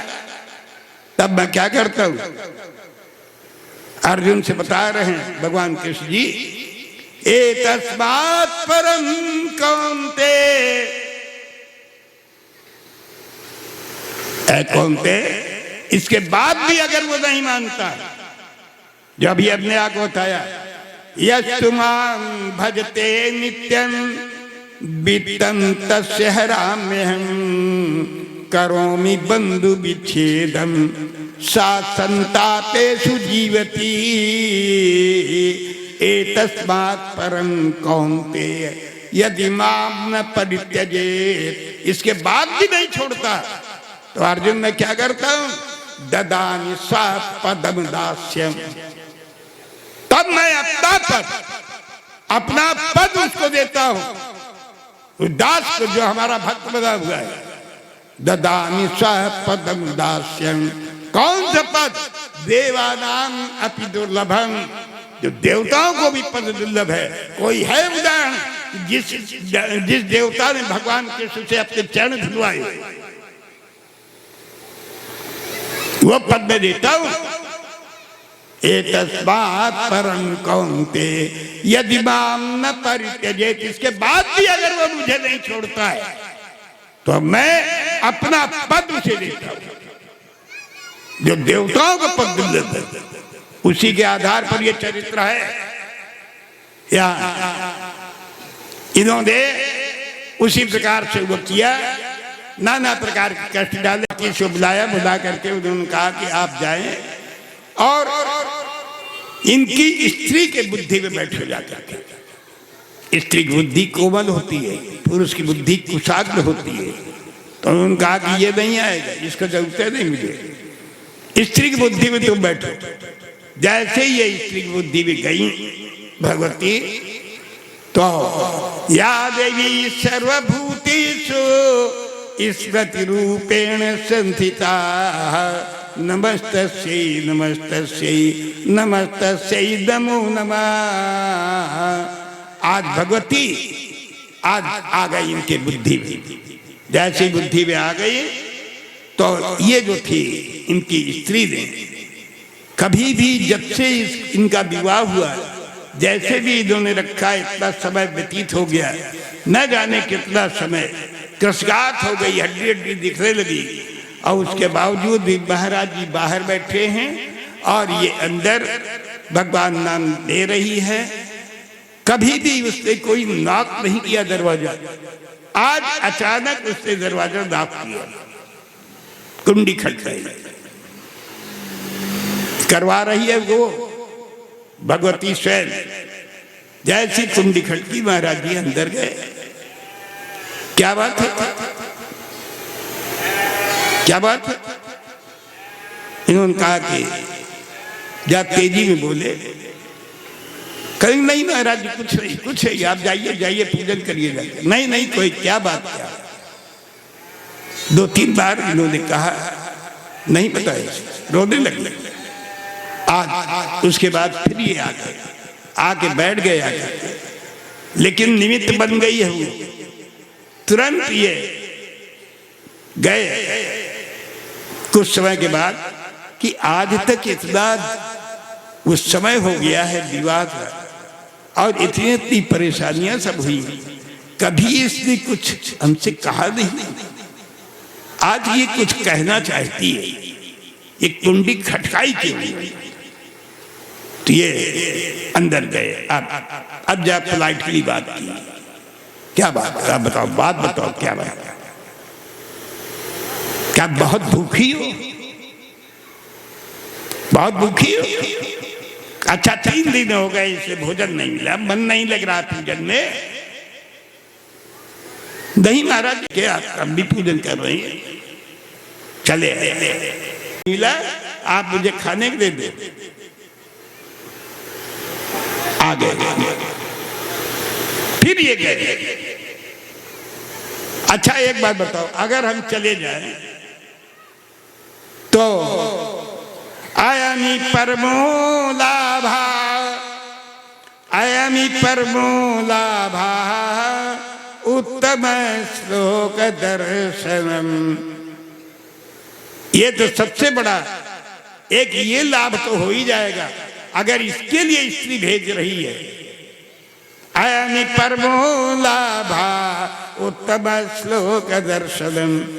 भगवान कृष्ण के दर्शनों के लिए अगर स्त्री भेज रही है तो फिर कोई गलत नहीं कर रही है बस।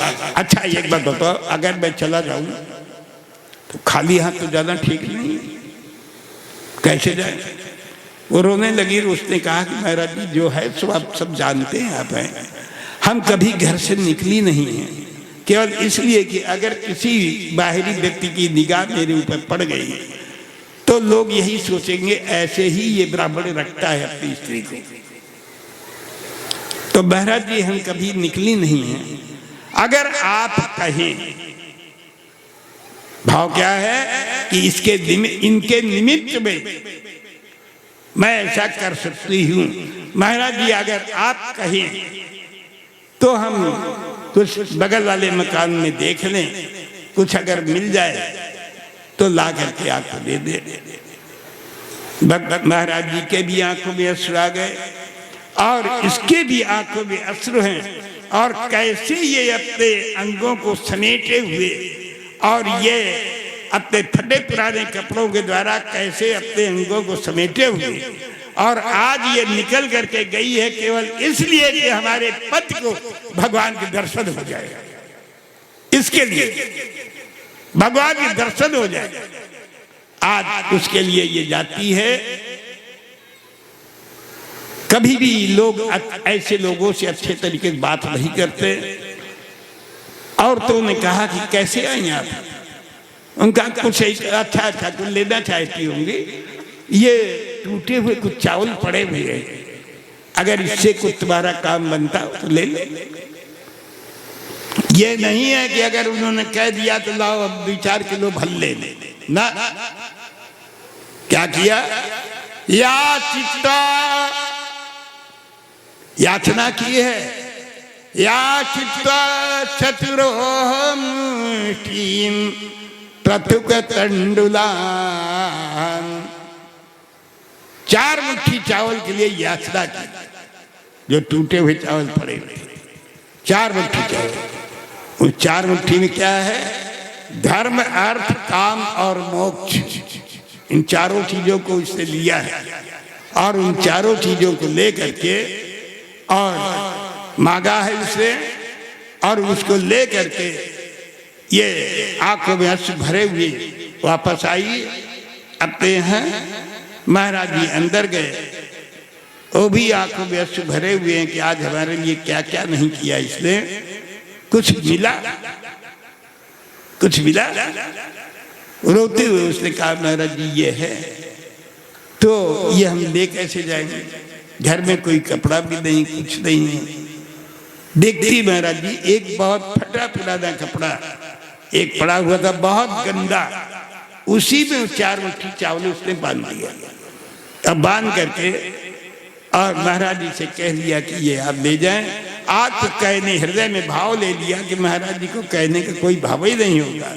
जिस वक्त महाराज जी देखेंगे उसी वक्त ये समझ लेंगे कि ये किस जगह पे है, किस जगह पे है। भगवान स्वयं समझ लेंगे, इनको कहने की कोई जरूरत नहीं। वही कपड़ा वही लेके चले।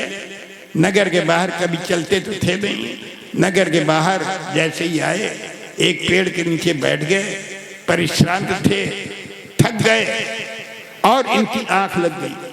जैसे ही आंख लगी तो महाराज जी ने तुरंत योग माया से कहा, योग माया महाराज जी को उनको उठा करके यहाँ लाओ। इनको ये लग रहा है कि मैं चल रहा हूं, और वो योग माया इनको उठा करके द्वारिका पहुंच गई। जैसे ही द्वारिका पहुंची है तो ये जो है इनकी आंख खुल गई। अरे मैं द्वारिका आ गया, आ गया। जैसे ये हुई स्थिति, इन्होंने सेवकों से कहा, जो सेवक खड़े हुए थे, क्या महाराज जी हैं? हाय हाय महाराज। उनसे ये कह दो तुम्हारा एक मित्र आया। तो कुछ तो परिहास करने वाले लोग होते हैं। खैर एक ने कहा कि तुम जाकर के कह दो, जाकर के। वो कह रहे हैं कह दो जाकर के, क्या स्थिति? तो वो एक सेवक गया। भगवान सब जान रहे हैं, अंतर्यामी हैं, सब जान रहे हैं, लेकिन बस ये चाहते हैं कि सेवक जब बतावे आकर के, तब हम जो है आगे लीला प्रारंभ करें। उसी आधार पर यहाँ इन्होंने आप जैसे ही सेवक ने बताया जाकर के, और ये कह रहे हैं कि उनसे जाकर के कह दो कि तुम्हारा मित्र आया है। बस कोई ना बाप नहीं, भाई इन्होंने कुछ कहा। बस वैसे ही महाराज जी केवल उसमें, वो तो सब जानते हैं, अंतर्यामी हैं, सब जानते हैं। सेवक ने जैसे ही आकर के बताया महाराज जी एक ब्राह्मण आए हुए हैं और आपसे मिलना चाहते हैं, ऐसे बस तुरंत उसी जगह आज नंगे पांव वैसे ही खड़ा हुआ आज अपने मित्र से मिलने के लिए, बिल्कुल बगैर जूते चप्पल को वैसे ही भग खड़ा होता है, और आकर के अपने मित्र को ये उठा लिया और चलने नहीं दिया है। आज उसी प्रकार से होकर के पूरा शरीर भिगो दिया अपने मित्र का, रोते रोते, और ले जाकर के प्रिया पर्यंक के ऊपर बैठा दिया जाता है। जो लक्ष्मी जी का पलंग है उसके ऊपर बैठा दिया जाता है। जैसे ही बैठाला, महाराज जी इस कदर से रो रहे हैं कि आज रोते हुए आंसुओं के द्वारा उन्होंने आज अपने मित्र के चरणों को धो दिया, पाद पर छलन कर लिया अपने मित्रों के द्वारा आज। और वो लेकर के चरणों तक, क्यों ब्राह्मण हैं, ब्राह्मणों को महाराज जी बहुत चाहते हैं, बस वो लेकर के चरणों तक, और जैसे ही अपने ऊपर लेने लगे तुरंत इन्होंने हाथ पकड़े। महाराज जी ये क्या कर रहे हैं, ये क्या कर रहे हैं? नहीं महाराज जी ये क्या कर रहे हैं, हमारे पैर का चरणों तक नहीं। नहीं महाराज, हृदय में भाव आया कि अब हम एक एक बूंद जितना भी है समुदाय, 16,108 सब ये खड़ा है, और मैं सबको एक एक बूंद दे करके सबको पवित्र करूंगा। आज इस प्रकार से महाराज जी ने वो किया, इन्होंने हाथ पकड़ लिया। खैर आगे महाराज जी ने इनसे कहा कि आप भैया लो ये कपड़े आप बदल लो, और इनका आतिथ्य सत्कार किया है, अपने कपड़े दिए। अपने कपड़े देने के बाद इन्होंने आतिथ्य सत्कार किया है। आतिथ्य सत्कार हो जाने के बाद महाराज जी लेटे हुए हैं, कपड़े महाराज जी के पहन लिए, अपने कपड़े उतार लिए और लेटे हुए। रात बातचीत होती रही। भगवान ने कहा कि भैया भौजाई तो आपके अनुकूल होंगी। भाव क्या था कि अगर अनुकूल है तो कुछ दिया जरूर होगा, अगर ये देते हैं नहीं देते तो उसी आधार पर जैसे ही इन्होंने कहा कुछ बोले नहीं, बोले ही नहीं। भगवान ने देखा कि ये देंगे नहीं, बस जैसे ही लिटा दिया इनको, उसी जगह एक इनको यहाँ से ये खाओ ऐसी थी, उसी में ये रखे थे। बस जैसे ही वो देख जरा सी वो चीज दिखी, महाराज जी ने यूं करके खींच लिया। जहर शब्द है यहाँ पे, जहर शब्द का प्रयोग है, जहर माने खींचना। महाराज जी ने यूं खींच लिया, खट जैसे ही देखो भैया दिया है भाभी ने और आप दे नहीं रहे। बस उसी समय एक मुट्ठी चावल इन्होंने लिया और ले करके जैसे ही इन्होंने लिया है, उसी समय विश्वकर्मा को बुला करके और उनसे कह दिया कि जैसे ये आपकी द्वारिका है, इससे भी अच्छी नगरी बना दो जाकर के सुदामापुरी के आधार पर।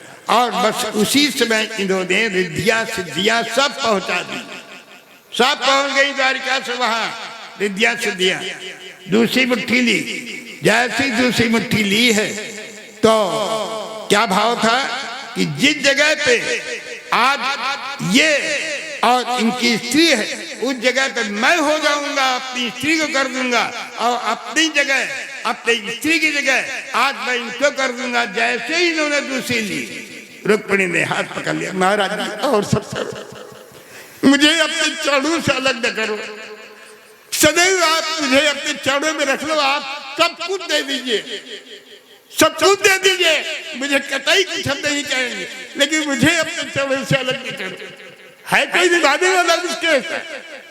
आज स्वयं चाहता है कि जिस जगह पर मैं हूं, आज अपने मित्र को कर दूंगा और मित्र की जगह हम अपने को कर देंगे। है कौन निभाने वाला संसार है बताइए, जिनके लिए मरे जा रहे हैं? वो परम पिता परमात्मा आज इस स्थिति में होकर के, और देखा तो रुक्मिणी की तरफ बड़ी तेजी से, लेकिन बस उसी जगह रुक गए। क्रोध बहुत है। खैर यहाँ जो है दूसरे दिन सुबह जैसे ही महाराज जी जाने लगे तो ये यहाँ से वहां वापस जाने लगे घर के लिए, तो भगवान ऐसे निर्मोही हो गए, ऐसा निर्मोही हो गया वो कि आज उसने अपने मित्र से कह दिया, भैया ये वही कपड़े पहने थे, ये जा रहे थे, और ये ऐसा निर्मोही हो गया कि इसने ये तुरंत कहा, भैया ये कपड़े बदल दो, ये कपड़े रख दो, जो कपड़े आप पहन करके आए थे वही कपड़े पहन लेंगे। ऐसा निर्मोही हुआ कि अगर ये कपड़े हमारे पहन करके जाएंगे तो जो सेवक लगे हैं बाहर, आज वो लोग ये देखेंगे कि ये मांगने के लिए आया होगा, हमारा मित्र कलंकित होगा, हम अपने मित्र को कलंकित नहीं होने देंगे। और उस आधार पर जो है आज तुरंत इनसे कपड़े हटवा लिए। ऐसा निर्मोही हो गया, कपड़े वही पहनाए और यहाँ से ये चले हैं। चलने के बाद जैसे ही नगर के बाहर पहुंचे, वही आंख फिर लग गई उनकी। योग माया के द्वारा महाराज जी ने वहां भिजवा दिया। जैसे ये वहां पहुंचते देखा क्या कि कब द्वारिका ही हम घूम रहे हैं उठते भैया ये कौन सा स्थान? तो लोगों ने कहा ये सुदामापुरी। क्या सुदामापुरी? ये कहां से आ गया? तब तक इनकी स्त्री ने अपने पति की आवाज सुनी कि ये तो महाराज जी की क्या वापस आ गए क्या? तो इसने अपने वही मैं अपने उससे दरवाजे से इसने देखा, देख करके उससे जैसे ही निकल रहे थे वैसे ही उससे कुंडी खटकाई, महाराज जी अंदर आए और उन्होंने जैसे ही अपनी स्त्री को देखा उन्होंने कहा कि ये सब क्या हो गया? महाराज जी जहां आप गए थे उन्होंने ही सब कर दिया, उन्होंने ही सब किया। देखिए अभी तक जो कुछ भी था वो मैंने आपको इतिहास बताया, थोड़ा सा कहानी थोड़ी सी हमने आपको बताई। अब इसमें करना क्या है? 4 चीजें आप याद रखें इस चरित्र में। अगर आपको इस चरित्र से विशेष आपका लगाव है तो आप क्या करें, जो चारों चीजें हम बता रहे हैं उसको अपने जीवन पर उतारो। प्रथम चीज ये है जो इन्होंने अपनी स्त्री से कहा कि जिसने ये सब दिया है उसी को वापस कर दो। हम लोगों को भी उसी ने स्त्री पुत्र परिवार लड़के बच्चे सब दिए, तो ये उन्हीं को वापस कर दे। क्यों रोते हैं बैठ करके? ये हमारा है। और इनका आके सब ये उनको दे दीजिए। मतलब इसमें जो है आसक्ति मत करो, निरासक्त हो करके इसमें इसके साथ रहो। कोई ट्रकों में सामान भरवा करके नहीं बेच दिया था। आसक्ति जो है, जो ये सब दिया है उसने, ये सब स्त्री पुत्र परिवार, इनमें कभी भी आसक्ति न करो, निरासक्त होकर के इनके साथ दायित्वों को निभाइए। प्रथम चीज।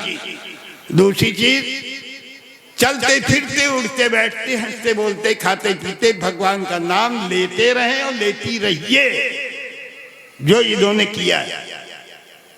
2 चीजें। तीसरी चीज, भगवान से कभी कुछ मांगिए नहीं,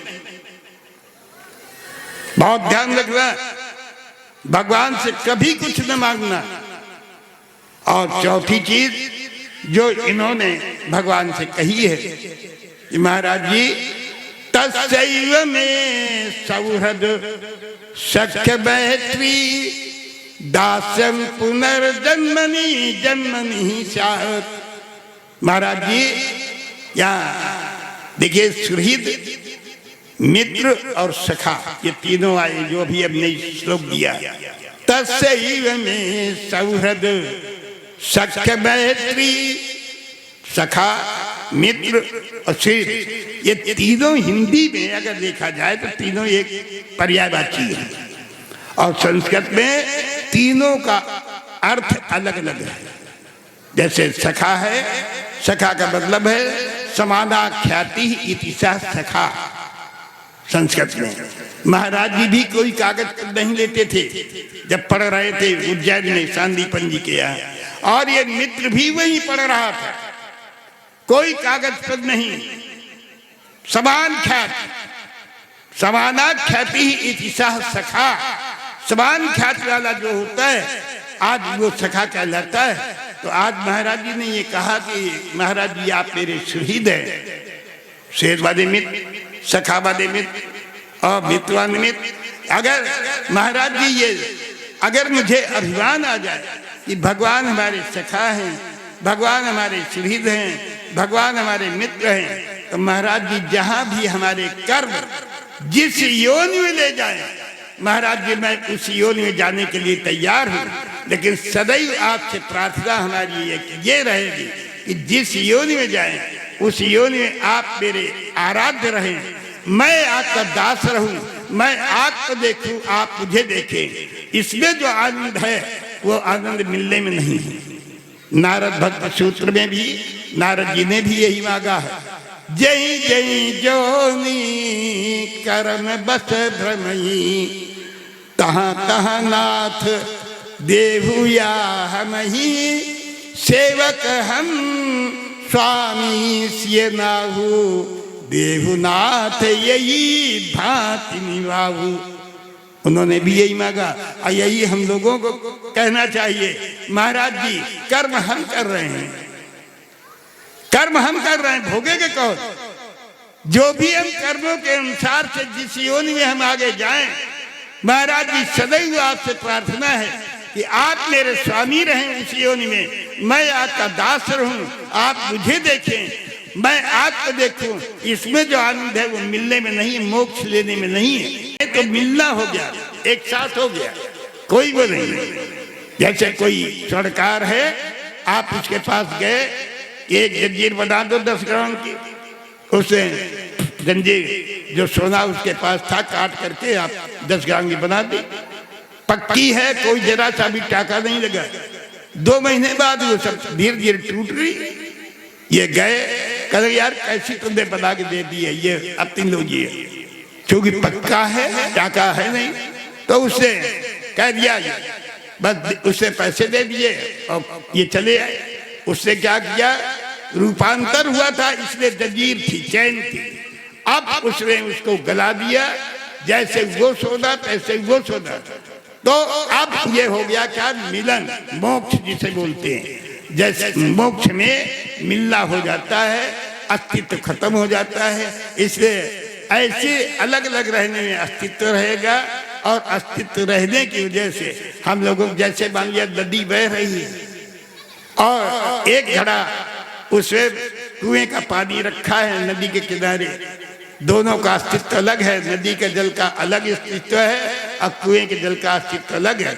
उसी समय एक सज्जन आए और उन्होंने उस घड़े को उठाया और गंगा जी में डाल दिया। क्या हो गया, वो जो घड़े में जल था उसका अस्तित्व समाप्त हो गया। बड़ी चीज में छोटी चीज का अस्तित्व समाप्त होता है, तो मिलने से कोई फायदा नहीं होता है। अभी वो जब तक अलग रखा था तो कुएं का जल उसको देख रहा था, उस जल को, और जो नदी का जल है वो कुएं के जल को देख रहा है, दोनों का अस्तित्व अलग है। तो दोनों को मिलने में कोई फायदा नहीं है। हम आपको देखें, आप हमें देखें, जो इसमें आनंद है वो मिलने में नहीं है। इस प्रकार से मैंने आपको इस चरित्र का वर्णन दिया है।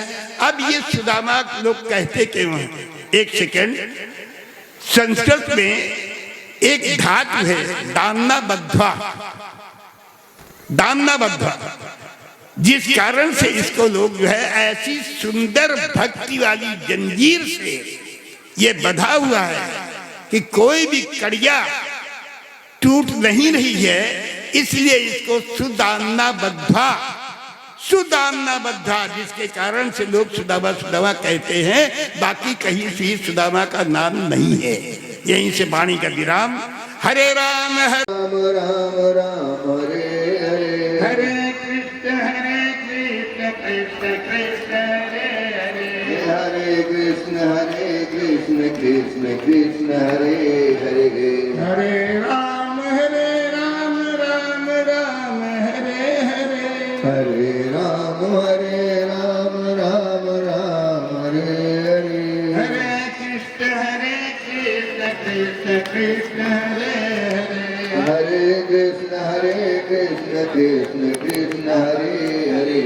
आरती अति पावन पुराण की, आरती अति पावन पुराण की, धर्म भक्ति विज्ञान खाने की, धर्म भक्ति विज्ञान खाने की, महापुराण भागवत निर्मल, महापुराण भागवत निर्मल, सुख दुख विगलित निगम कल्प फल, सुख मुख विगलित निगम कल्प फल, परमानंद सुधारसमय चल, परमानंद सुधारसमय कल, लीलारती रस रस निधान की,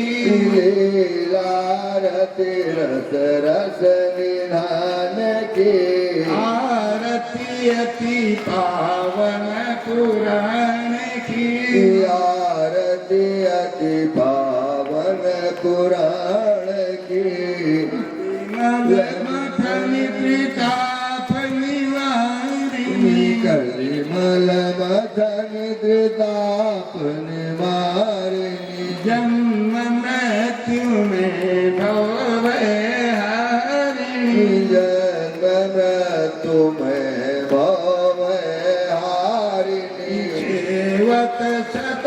सकल सुखकारिणी सेवक सतत सकल सुखकारिणी सुमा कभी हरि चरित गान की तुम औषधि हरि चरित गान की आरती अति पावन पुराण की आरती अति पावन पुराण की विषय विलास विमोह विनाशिनी विषय विलास विमोह विनाशिनी विमल विराग विवेक विकासिनी विमल विराग विवेक विकासिनी भगवत तत्परस्य प्रकाशिनी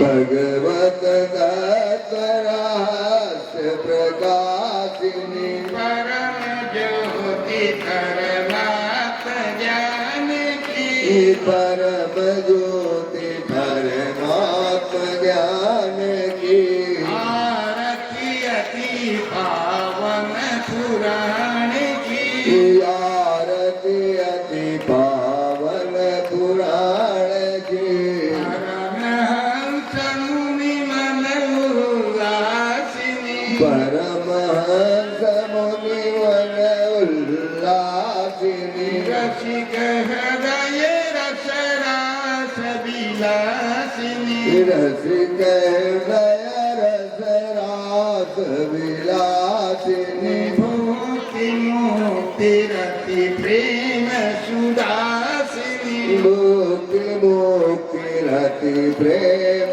सुदासिनी कथाय किंचन प्रिय सुजान की कथाय जन प्रिय सुजान की आरती अति पावन पुराण की आरती अति पावन पुराण की आरती अति पावन पुराण की आरती अति पावन पुराण की आरती अति पावन पुराण की आरती अति पावन पुराण की धर्म भक्ति विज्ञान खान की धर्म भक्ति विज्ञान खान की ओम चंद्रमा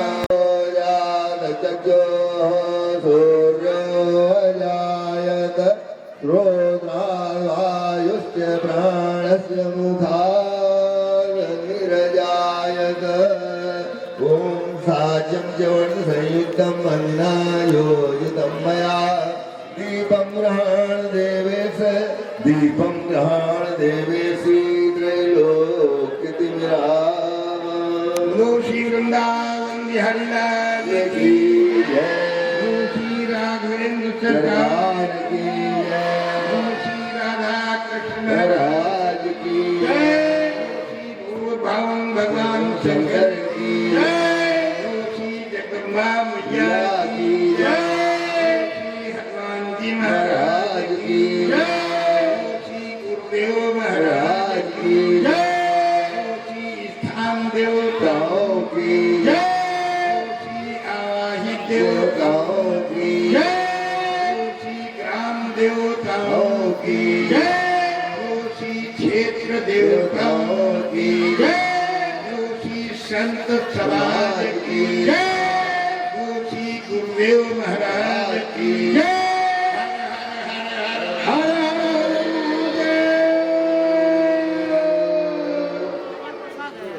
धर्म के अधर्म का प्राणियों में विश्व का गौ माता की गौ हत्या बंद हो आज के आनंद की जय हो भागवत महापुराण की जय हो सभी संतों की जय हो सभी भक्तों की जय हो ओम सर्वे भवन्तु सुखिनः सर्वे सन्तु निरामयाः। दिन है कथा का विराम होने का, कथा समाप्त नहीं होती, कथा समाप्त की जाती है। कल विराम का दिन है, सभी लोग अधिक से अधिक संख्या में कल अंतिम दिन भगवान के पावन चरित्रों की लीलाओं का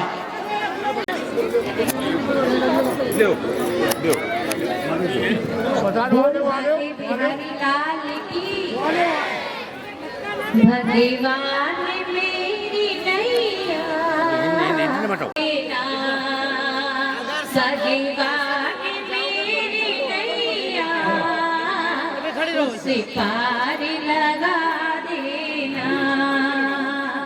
अभी तक दुनिया